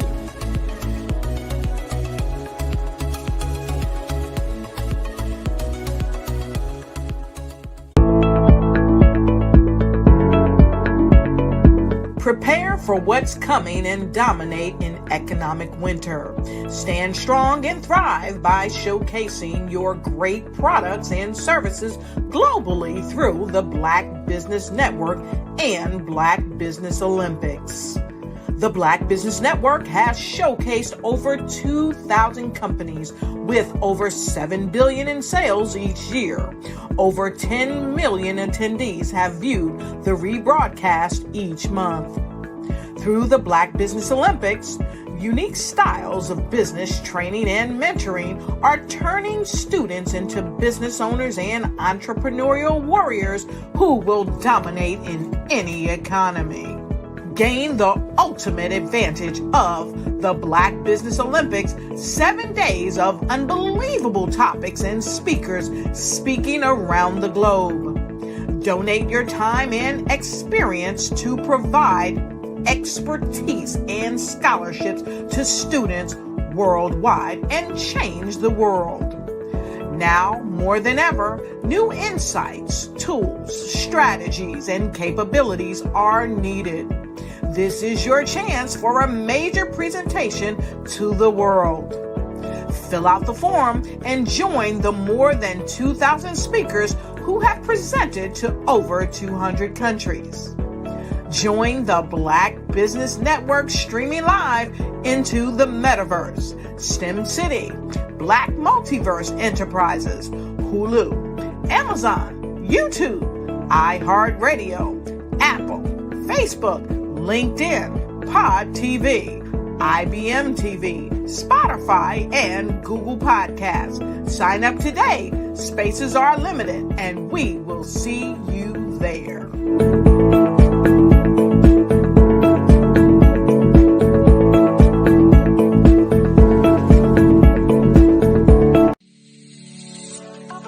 Did you know that our black dollar only lasts for 6 hours in our community?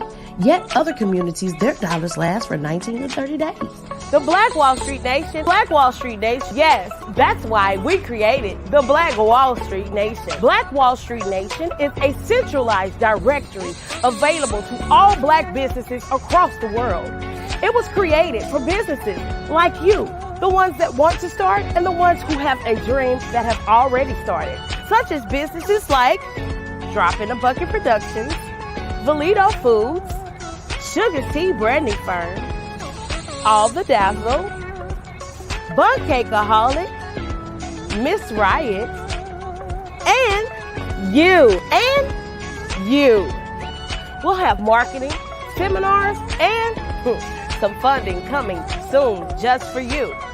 So, we want you to come and join us. www.blackwallstreetnation.com. See you there.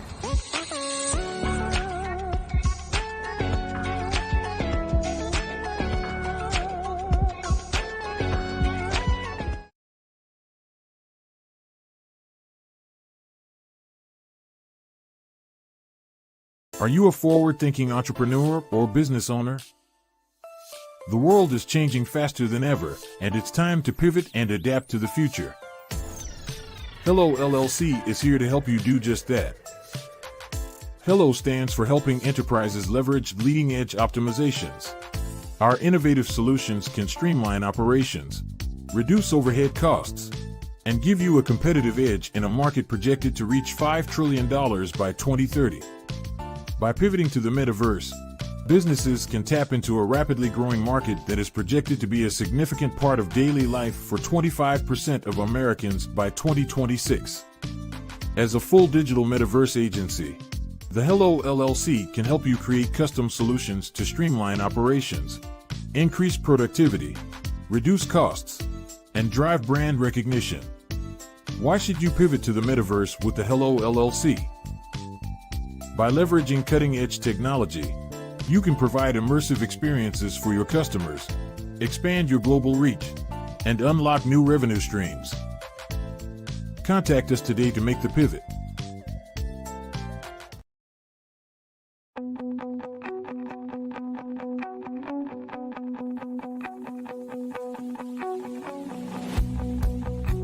I am Black Business. From the moment I wake until the time I sleep. Yes, I am Black Business. I am Black Business. Tell me, are you Black Business? I am Black Business. Do you support Black businesses? Listen, I support Black business because I am Black Business. Black Business Expo, one of the largest business showcases in the history of Black business in the world. The world! Sign up today at www.blackbusinessexpousa.com or call 919-308-9090. I am Black Business.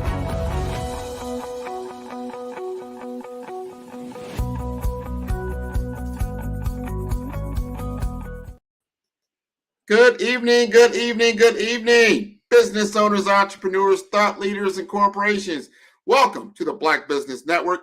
My name is Grant McGaw, CEO of 5-Star BDM and host of the Follow Brand podcast and TV series. I am your business moderator for this evening on the Black Business Network.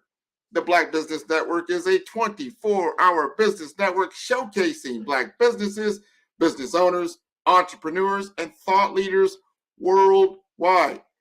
We have speakers from North Carolina, London, Singapore, Africa, Japan, and cities all over the United States. The Black Business Network is a global community sharing its business knowledge to empower, inspire, and educate businesses about business. It is my distinct pleasure to introduce Darius A. Stanton, a visionary leader with over 30 years of experience spanning both the private and public sectors. As he embarks on a new journey as a full-time motivational speaker in 2024, Mr. Stanton continues to lead the Stanton Group Incorporated, a firm specializing in management and human development. He is also the managing partner of Green Strategic Solutions, a renewable energy startup, and has previously made significant contributions as the chief networking officer for the secure IT firm IESI. A devoted husband and father of 3, Stanton is deeply involved in the Baltimore-Washington community. His philanthropic efforts have led him to be the founding board president of MOTISO, a nonprofit dedicated to supporting women and people of color in business development. He has served as the immediate past chair of the Maryland Black Caucus Foundation and is the founding president of the New Village Academy Charter High School. Please join me in welcoming Darius A. Stanton to the Black Business Network. Good afternoon, peace and love. How are you? Maybe good morning. You said people are all over the world watching, so there may be a different time spans, different time zones. But Grant McCall, I just want to thank you for that phenomenal introduction. You made me feel real good about myself. And just the job you've been doing all evening, hosting, and, did a great job with the young lady before. So, I'm all pumped up and ready to go because we are at the Olympics, right? This is the Olympics. You're going for the gold. Hey, genius is coming, and I'll see you on the other side. All right. Well, listen, ladies and gentlemen, I am all pumped up and ready to go, pumped up and ready to go. Win, win, win. All pumped up and ready to go, pumped up and ready to go. Win, win, win. That's right. We're going to win today. Listen, everybody wants to be a winner. Just think about it. No matter what it is, whether it's your basketball games, if you're into sports, if you like Scrabble, whatever it is, we all want to win. Even if it's beating ourselves at, another score or grade or something that we're doing where we're in competition with ourselves. Everybody loves to be a winner. And so tonight we're going to talk about winning. But the winning that we're going to talk about really is focused on 3 major wins. These wins really came about as a result of the Stanton Group Incorporated, which is a company that my wife and I started over 20 years ago, doing business consulting. And in the work that I was doing, running Boys and Girls Clubs in the District of Columbia, we had about 18 clubs and an overnight campsite. 7 of the clubs were police officer run, over 275 employees, about 75 of them being police officers. And prior to that, just winning in government space. I served as the drug czar appointed by the mayor in the city of Annapolis, which I was 21 years old when I got that opportunity to lead that office. And just think, being at 21 years old, learning how municipalities run. Chief of police, chief of finance, chief of planning and zoning. These were all my peers. And so I got an opportunity firsthand to learn how a major city is run, small, but major. Annapolis at one point in time was the capital of the United States, home of the United States Naval Academy, which I have had the pleasure of being a speaker to those phenomenal midshipmen that are coming out of the Naval Academy. And just think, being in a situation where I'm able to learn from all of those different people and I've always been coachable. Moving along, my wife is a industrial engineer, has a master's in engineering management from George Washington University, and is now an executive coach from George Washington University. So the Stanton Group, our company does coaching. We do speaking coaching, helping you to get your speech together. 80% of the world, the number one fear in the world is public speaking. So we help you with that. All right. You can reach us at www.dariusastanton.com. That's dariusastanton.com. But in addition to that, some of the other things that we help with, organizational development, project management, business development, and last but not least, strategic marketing. But enough about the work that our company does. We're here today to talk about those wins. And so you heard me talk about some of the things that we're doing in terms of, or have done, that really helped us to understand the value of winning.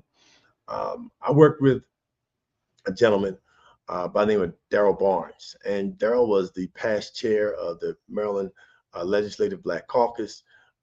He also was a former sports agent, now owns a water company, just has done a lot of great things in business, created a bi-county roundtable recently that has now brought over 120 businesses together to learn how to build their capacity, access revenue, build on their client base, scale into other arenas, and all of that by really keeping one thing in mind, and that is, when you're winning, you must think of yourself as a team. And so those teams that we're formulating are going to be really what's going to help us get to that next level.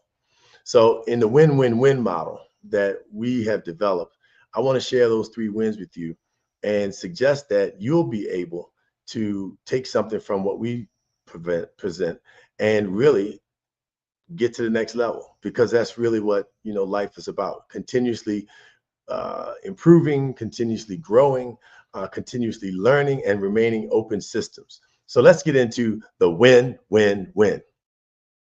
So the very first win is in life. All right, we must win in life. In order for us to be successful, in order for us to raise healthy families, in order for us to be successful in our business, in order for us to be successful in any philanthropic adventure or something you're doing in the community, we've got to win in life. And so that's our first win. The second win is, how do we win in our business, our career, or our profession? How do we win in our business, our career, or our profession? What are the keys that we need to be successful in that space? How do we win in that space? So we'll talk about that. And last but not least, when you create this life where you're healthy and you're strong and you're doing well and you're helping other people, you're winning in your business, you're winning in your career and your profession. The next question is, what are you doing about winning in your legacy? Ask yourself that question. Are you doing something to win in your legacy? What is your legacy? Have you thought about it? Who will carry your legacy on? Have you thought about it? How will you fund your legacy? Have you thought about that?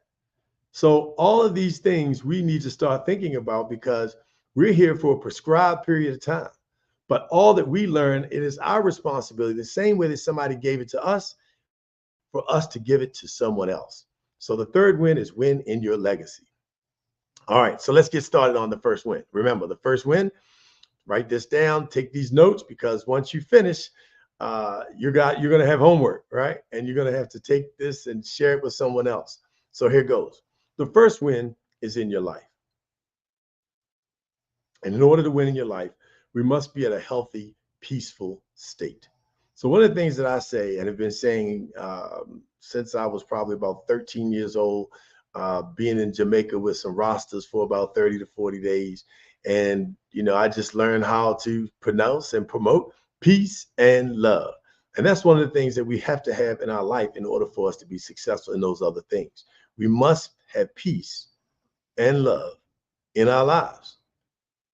The peace comes first and foremost with, just as a good friend and business partner of mine, Kendrick Tillman, DJ 5 star says, and that is, we must work within our therapeutic space.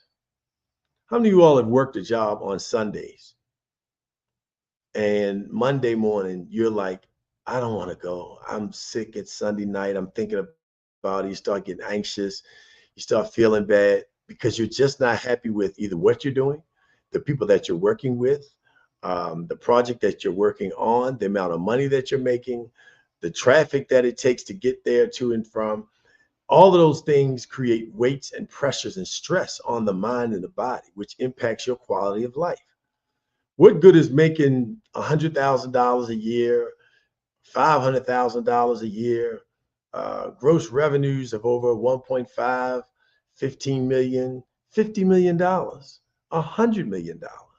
What good is that if you're not at peace, if you're not happy?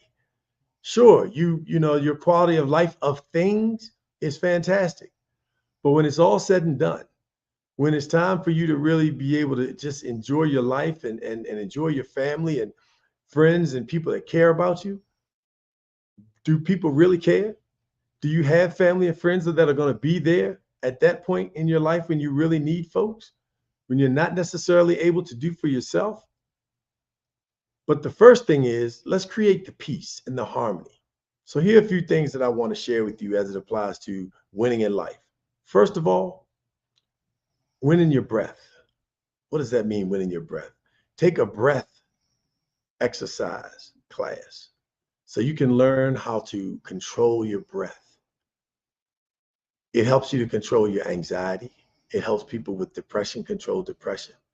It helps people get to the next level in terms of working out, physical stamina, mental stamina, learning how to breathe. So very important. My wife and I took a breathing class. It was 2 days, actually 3 days, broken up over segments called Sky Breathing, SKY breathing. But there are tons of others out there. You can go right to the YouTube and pull down breathing exercises and learn how to breathe. It helps your heart rate. It helps high blood pressure. I mean, the list goes on and on. So number one, breathe. Number two, water. Our bodies are made of 75% water and the brain 85% water. So we must hydrate.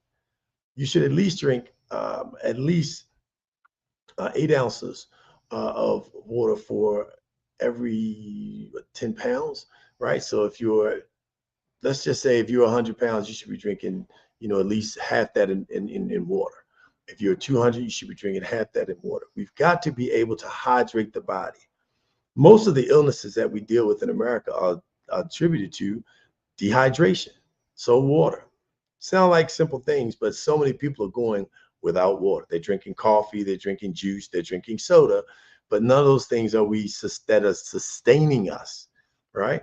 Unless they're, well, you know, pressed juices that have a lot of nutrients and you're doing that, great, but you still need that water. The other thing that I'm finally getting better at this young and tender age of mine, and that is sleep. We have got to get rest. We can't keep burning the candle on both ends and expect to be able to brighten up the day. We must be able to get the appropriate amount of sleep. So I'm starting to go to bed early. I'm still waking up at 4:30, 5 o'clock, but I'm going to bed earlier, which helps me because I'm waking up so early, right? Then the other piece is make sure that you are taking time out to pray, meditate, whatever your belief religiously is, spiritually. Make sure that you're taking time out for yourself. Make sure you're taking time out to pray and meditate and fasting. Look into intermittent fasting. Intermittent fasting. It's where you fast over a period of time. So, for example, I don't eat generally a meal outside of fruit, water, some type of smoothie, maybe some nuts in the morning before 12 o'clock. So that means from the time I went to bed at 11 or 12 o'clock on until 12 o'clock, that's 12 hours that my body had a chance to digest the food that was there, do some of the work, because our body spends so much energy on food, digesting food. It takes an enormous amount of energy to digest food. The other thing that you want to be able to do, in addition to intermittent fasting or fasting in itself, is surround yourself with positive people. You've got to encourage yourself, but you need other people. So when you don't feel so rah, and all pumped up and ready to go. There's somebody else that can pump you up. There's somebody else that can pull you up. And when I say pull you up, it's a term we use in our family, which means if you have friends, they should be friends that can tell you when you're right and when you're wrong, when you're in a situation that you shouldn't be in, you said something that you shouldn't have said. We need people in our lives that are really going to help us grow. So surround yourself with positive, productive people, not the people that call you with problems all the time but can't help you, not the people who call with gossip and all kinds of other negative things about other people. Those are low vibration people. You need to be around people who have a higher vibration, who are focusing on how can I help you? Can I pray with you? What can I do to support you? Not just take. So be very mindful of who you surround yourself with. And the last thing of life is think about what it is that you would love to do, whether you were paid or not, whatever it is, you'd want to have those things in your life. You want to do that. So in my case, it's motivational speaking. Now, I've done a lot of other things. I've run Boys and Girls Clubs. I've been a drug czar. I've been a coach at international basketball, done a host of a lot of things. But what do I really enjoy? What's my greatest gift? And my greatest gift is motivational speaking. So in 2024, to let you know that I am not just talking about it, but I'm doing it myself. I am loving more in 2024, and I will be a full-time speaker, already booked and gigged, already have a booking agency, working on a second one. I already secured our publicist, already have the team in place to make that vision come true. So I want to make sure that we understand the value of life. So rest, make sure you drink water, make sure you meditate and pray, make sure that you eat a plant-based diet, focus on it, look it up. Don't just take my word for it, but look up the value of eating foods that feed your body and not eat your body. When you're eating those foods that are dead, they're eating at you. They're eating on you. Your stomach is only this big. After that, it closes off and everything else goes into the colon and sits there because the colon does not have the same amount of acidity, level of acidity and power of acidity to be able to transform the body's and decompose those foods. So it sits in this colon and becomes toxic waste. Go look it up. Take my word for it. Anything that you hear from me, you can go find it because I've already done the research. The second win, winning in your business, career, or profession. So in order to win in your business, career, or profession, the first thing is be very, very clear about, again, I left off the win in life with therapeutic space. Same thing with your business. Whatever you're doing, it's got to be in that therapeutic space, something that you enjoy. Don't do something that you don't enjoy just for money. Don't do it just for fame or name recognition, status in society. Run for office because somebody's going to call you delegate or senator or councilman. Run for a position because you want to be a title and allow an ego to get in your way. Don't allow those things to really to propel you because it's not sustainable. And if you do sustain it and you do get there, then the quality of life suffers. And we need balance in order to win. You know, the three wins we have, it's a triangle. No matter how you flip it, it's going to stand firm because it's got that balance, right? And you need that in business. So make sure that you have a goal and you're in alignment with fulfilling your passion in life. Because when you fulfill your passion in life, you'll do it for free, which means that your energy is going to be there. And you need energy to be in business. You need stick-to-itiveness to be in business. So align yourself with what your passion is. And if you don't know what your passion is, get a coach. So, well, I've been in this business 20 years. I made this amount of money. Are you happy? Are your children a part of what you're doing? Is your significant other happy? You know, are you contributing to society? Are you helping others to get to where you are?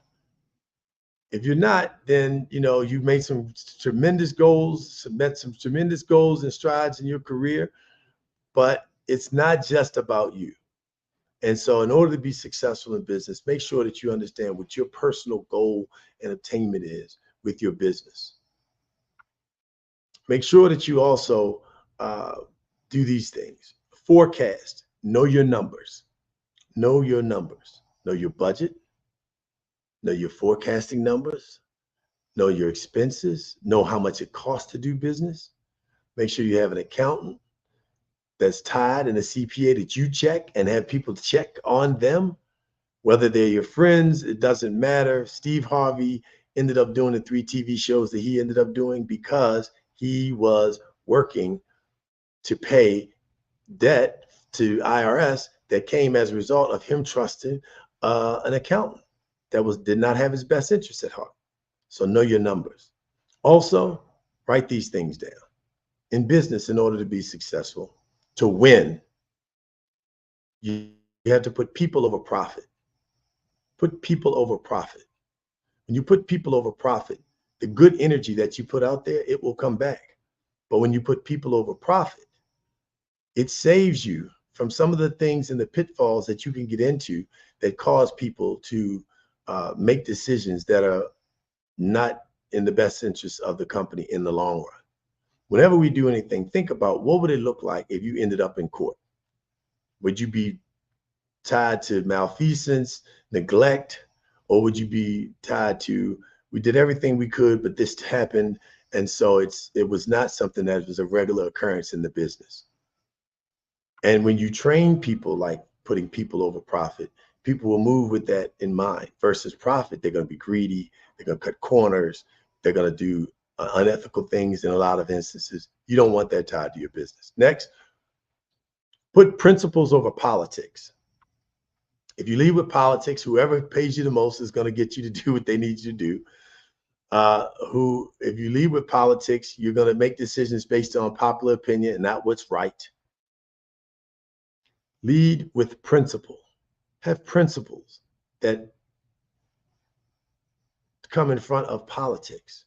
Lead with principles in mind, because when you lead with principles in mind, you'll be on ethical reproach. When you lead with principles in mind, you will create an environment where your staff and your team members, they see that you're principled. You're not just, doesn't matter because the governor called or this person called or this CEO or this business, there's still principles involved. Have principles, establish those principles, and always keep principles over politics. Put your ego in your back pocket. You cannot lead with ego and expect to be successful in business. It will cost you in the long run, maybe in the short run, but definitely in the long run. Lead with succession in mind. Who are you training to run your business? Who are you training to be your operations person? Who are you training to take your role? We must lead with succession in mind.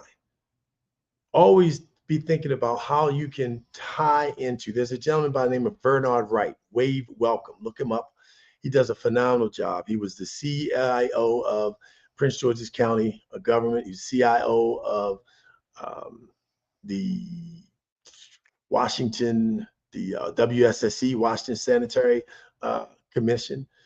He was the CIO now of a large consulting and accounting firm, and now started his own company, Wave Welcome. But everywhere he's been along that trajectory, if you go to his LinkedIn page, you'll see Bernard Wright. He has spent time, energy, money, and resources in investing in people, young people, interns, apprenticeships, his own team, other people's teams, and just, the society and community in his IT space in general. Build people. Succession is very important.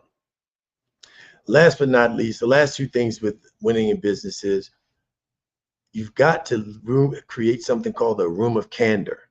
What that means is, number one, you're going to be honest, but I can be honest because we have all of our best interests at heart, and I can say whatever it is I need to say because I'm going to say it in a respectful manner. Honesty, respect, right? And best interests at heart. We have common goals, so I can say whatever it is I need to say. We can argue and come to a point, and then we come out of that meeting, we're right back to where we need to be because we are speaking in a room of candor. Don't create an environment where people are afraid to speak. They're afraid to talk about a problem in the organization. They're scared they're going to lose their job. Fear does not help people be successful. At the end of the day, or I shouldn't say end of the day. And in the course of your business, you want people who are comfortable with saying, I made a mistake. There's a leak. There's a fire. Something's going on. You don't want to have to find out at the very end when now you're just at crisis mode. So make sure that you operate out of the room of candor and teach people how to operate, everybody in your team, how to use business cases to make decisions. So when they bring you ideas, when they bring you solutions, when they bring you challenges, they're working with solution-oriented business cases. All right, now let's transfer from that winning business, how to win in business, to how to win in your legacy. Have you thought about your legacy? Have you thought about what you want to leave behind? So I'm going to encourage you to do a few things. Journal. Start to write down all the things that you're involved in daily, the people that you met, the speeches that you've made, the contributions and donations that you committed to and have fulfilled. Write those things down. It's important for us to understand the value of legacy.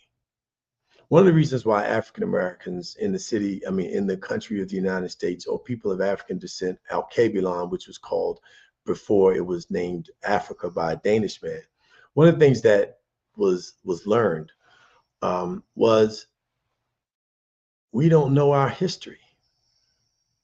If you wonder why we behave sometimes the way that we behave in terms of the dislike and distrust and the HATE, I don't use that word. Words have power, so I make sure that I use words that I speak what I want to see come into existence. We are in a position where we don't like ourselves. That's because we don't know who we are. We are the first civilized people on the planet Earth. The first university was Timbuktu. It came out of Africa. Math, science, astronomy, archaeology, you name it, it was created by us. We created math, not the Greek community, not the Greek, that came from us. We created science. We were the first doctors. We were the first lawyers. Came from us. When you think about the great things that we've done, think about the pyramids. You don't have to look at other people. But I wanted to speak that out, bring that to your attention based on what's happening in the African American community, because I want us all, regardless of what your ethnic background is, to think about your legacy from a micro perspective, your family. What are you going to contribute? What are you going to pass on? And in order for us to do that, we got to be thinking about who are you preparing to take on your legacy? Are you preparing your family? Are you working on a will? Do you have a will in place? A trust? Are you working on developing a trust for your family so that your assets are protected? Are you teaching your family how to run the business that you're running? Are you teaching them how to acquire property and manage the homes that you have, the land that you own? What are you doing to build a legacy? And are you training people to be good people? Are you giving them the skills that you received along the way in life? Are you donating your time and energy to some young people who don't have the types of resources that you may have grown up with, or that you didn't grow up with, but now have and can share with someone else? What are you doing to build your legacy? Are you building it? Are you just running through life without thinking about your children, your grandchildren? And even if you don't have children or grandchildren, people in your community that could benefit from what you've gained in life, they need it. They need to hear from you. They need your talent. They need your skill. They need your energy. They need your love. We created a few concepts that I want to share with you, but I just want you to understand how important it is to win in your legacy. So put your will together, get a trust together, get your family together, meeting at least weekly, if not weekly, monthly, so that they're coming together. Whatever challenges you had with your family, children, cousins, brothers, sisters, get over it, work through it, push through it. Bring your family together, bring your legacy together, bring your community together, come up with a plan and a strategy on how you're going to make sure that things that you were blessed with, you're going to pass on, and they're going to be secure and strong for someone else. My first home, our first home was a beautiful single family on 1 acre and a quarter lot. You know why? Because my great grandmother allowed us to live in her house in downtown Annapolis for $100 a month. We had to pay the taxes and the utilities. The rest of it, we could save, invest, and get ready. And so our first home wasn't an apartment, wasn't a condo. We didn't rent from anybody. Our first home was a home that we owned. And so we're so blessed to be in that position because my grandmother shared her legacy with me. So I want you to do the same for you and your family. So let's go back over it real quick. The win-win-wins. The first win is to win at home in your own life. What are you doing to take care of yourself? Are you breathing exercise? Are you using breathing exercises? Are you doing yoga? Are you working out? Are you walking? Are you drinking the appropriate amount of water? Are you getting the proper rest? Are you eating, having a good meals and eating foods that are helping your body grow versus make you feel sleepy and tired and lethargic and high blood pressure and sugar diabetes? All these things can be controlled in most cases by losing weight and by eating properly. If you don't, you end up on medicines that end up ruining your kidney and your liver for the rest of your lives. And you pass that on as a legacy. The second, how do you win in your career and your life? You win in your career and your life by surrounding yourself with great people. You win in your career and your life and your business by making sure that your business is in alignment with your gifts, your natural gifts, and all those other things you build and surround other people with. Put people over politics. Put people over profit. Put principle over politics. Lead with succession in mind. Put your ego in your back pocket. Room of candor. Be candid so you can create the environment where people feel comfortable with bringing bad news to you so you can deal with it early versus becoming a huge firestorm down the road. And last but not least, win in building your legacy. Create a legacy so that your family will be able to win. So listen, my name is Darius A. Stanton. We love to be able to come out and speak to you. We work with young people. We work with college students. We just left University of Alaska in Fairbanks, working with the School of Engineering as well as the sports department. We love to be able to work with your corporation or business. We're excited about being a part of the Black Business Olympics. We're just thrilled to be able to put people in a position to win, win, win. My name is Darius A. Stanton, and thank you so much. Peace and love. God, man. Peace and love. Peace and love. That was wonderful. I love your framing. I love how you put that together. Now, you hear speakers talk about it. I got to tell them what I'm going to tell them. I tell them what I told them, and then I told them what I told them. And you kind of did all those things in a way that brought us all in, that we understood what you were saying. We've got to take care of ourselves and take accountability and responsibility for our lives and our family. That's what I got out of that. I really, really appreciate it. Give us again how to contact you. Certainly. So first and foremost, DariusAStanton.com. That's Darius, D-A-R-I-U-S, middle initial A, Stanton, STANTON.com. It should be in the chat. Also the Stanton Group, which is the THE Stanton Group, STANTONGROUP.net, the Stanton Group. And you can reach out to us by phone, 410-703-1898. That's 410-703-1898. I got one question. We got about a couple minutes. I got one question for you. Why do you want to be a motivational speaker next year? What's pushing you in that direction?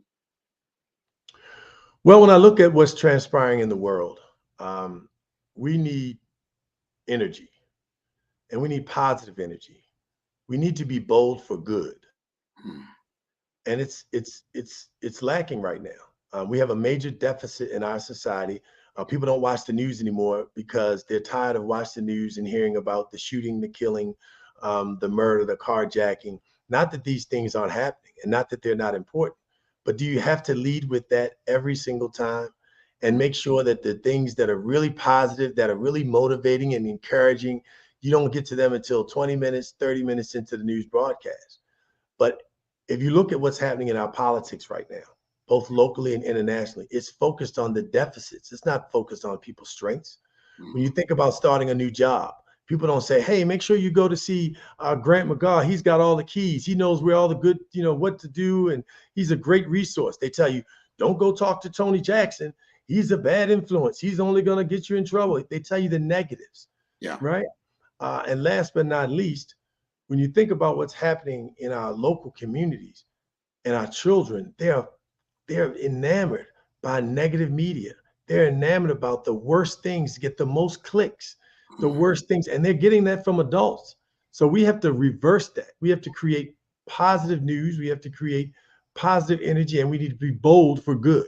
And so I'm excited about being a motivational speaker because I'm going to help people to retool how they lead so we can get different results, better than the results we've had in the last 50 years. I am completely in alignment with you. I don't understand. I guess it's intentional because they do it all the time, that they focus on the most negative aspects of society. And I'm talking about the news media all the time. And they wonder why they get the same, really bad results. And that's what's celebrated, but we don't celebrate. And that's really a small percentage of the world's population that are involved in nefarious activity. Very small percentage. I mean, when you think about what happens often in the African-American community, we always focus on the negatives when it comes to Black males, right? So when you think about yourself, Grant, when you think about Dr. Kelly, when you think about the people who are doing so many great things that you know about, but you don't see them in the media. When it comes to African-Americans in the media, you see sports, entertainment, and some type of crime. True. You don't see business, you don't see medicine, you don't see financing, you don't see, where we're in all of those spaces all over the world. So it really is, as you said, we have to be intentional with promoting things that are positive because our lives are based on the images that we store in our brain, and it creates preconceived notions. And so we have to start to flood the brain, flood the airwaves. And in the same time, while we're flooding positive things, Grant, we've got to start to divest from things that do not serve us well. We can't keep watching television and news and promoting people's companies and organizations that demonstrate that they're not positively impacting you or your community. So, we gotta start pulling back from where we don't need to support and start donating and contributing to areas like the Black Business Network that's providing scholarships for young people that are helping young people who couldn't afford to do it on their own or their families make it into society and get a leg up where they wouldn't otherwise get that chance. And we're doing it, and we have to do it. We are doing it. I'm putting this out on all my social media feeds so we get positive messaging when the larger community sees the positive that's out there, like, wow, this is happening, this is real, this is going on. And then you start to, and this happens, it happens all the time, is that you start to move away from what's already out there on really major television, not on the social media networks, not on the streaming networks. And that's where the population is going. So they're losing their audience, which is great. Right.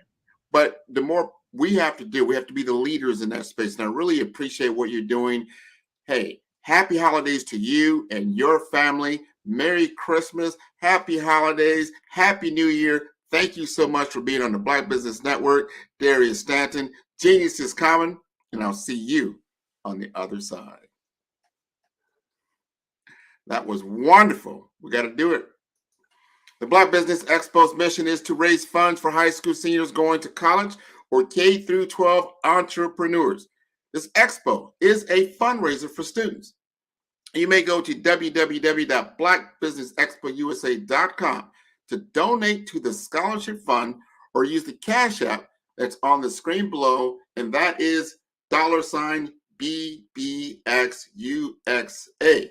Our goal is to give laptops and up to $5,000 to 10 students. Students can register online at www.blackbusinessexpousa.com. Every dollar counts. So let's give to the Black Business Expo as much as we can. We want to thank all of our sponsors for Black Business Expo USA for December 2023.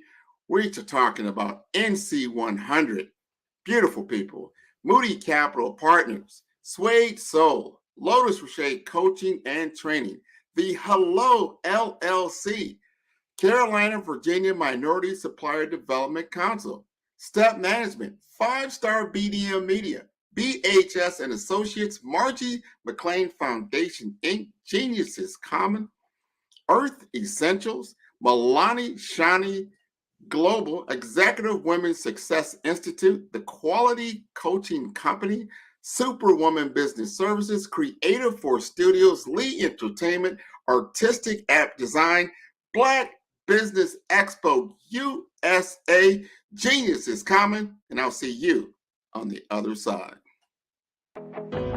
I am Black Business. From the moment I wake until the time I sleep, I am Black Business. I am Black Business. Are you Black Business? I am Black Business. Do you support Black businesses? I support Black business because I am Black Business. Black Business Expo, one of the largest business showcases in the history of Black business in the world.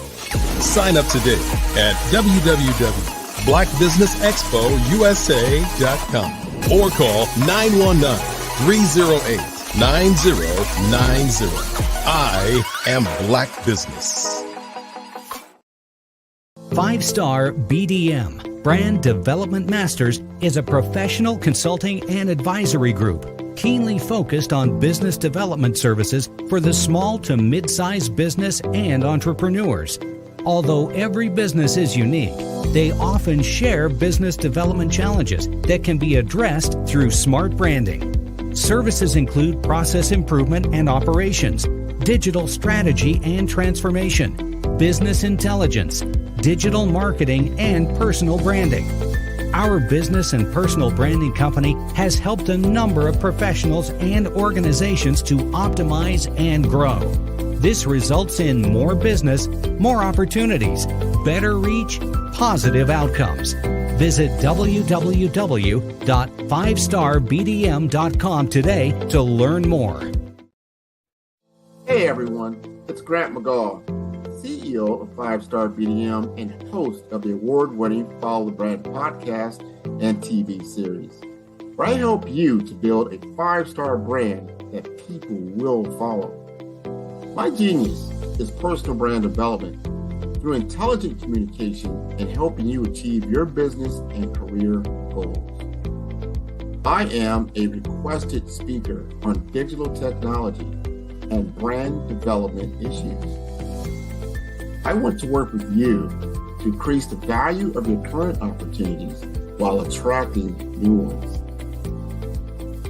Every one of you is unique, and we all share challenges that can be addressed through smart branding. As a superconnector, I work with you as an executive coach to guide you along the complicated business and career development road, providing the enhancement tools and information you need to succeed. Together, I will help you succeed in today's challenging business climate. I will evaluate and measure your progress. Best of all, I am right alongside you every step of the way. Build the brand called you. Genius is coming. It's your time to ignite and take flight in every area of your life with the new Ignite and Take Flight Planner 2024. It's time for you to seize the year with your great new planner. You see, this planner is designed for every entrepreneur to pursue strategic planning that cultivates leadership, accountability, gratitude, and leads to your ultimate success in life and in work.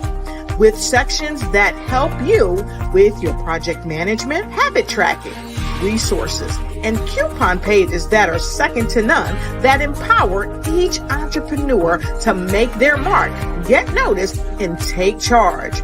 Reach the pinnacle of success like never before through effective planning. So get your Ignite and Take Flight Planner 2024. It's time for you to ignite your future.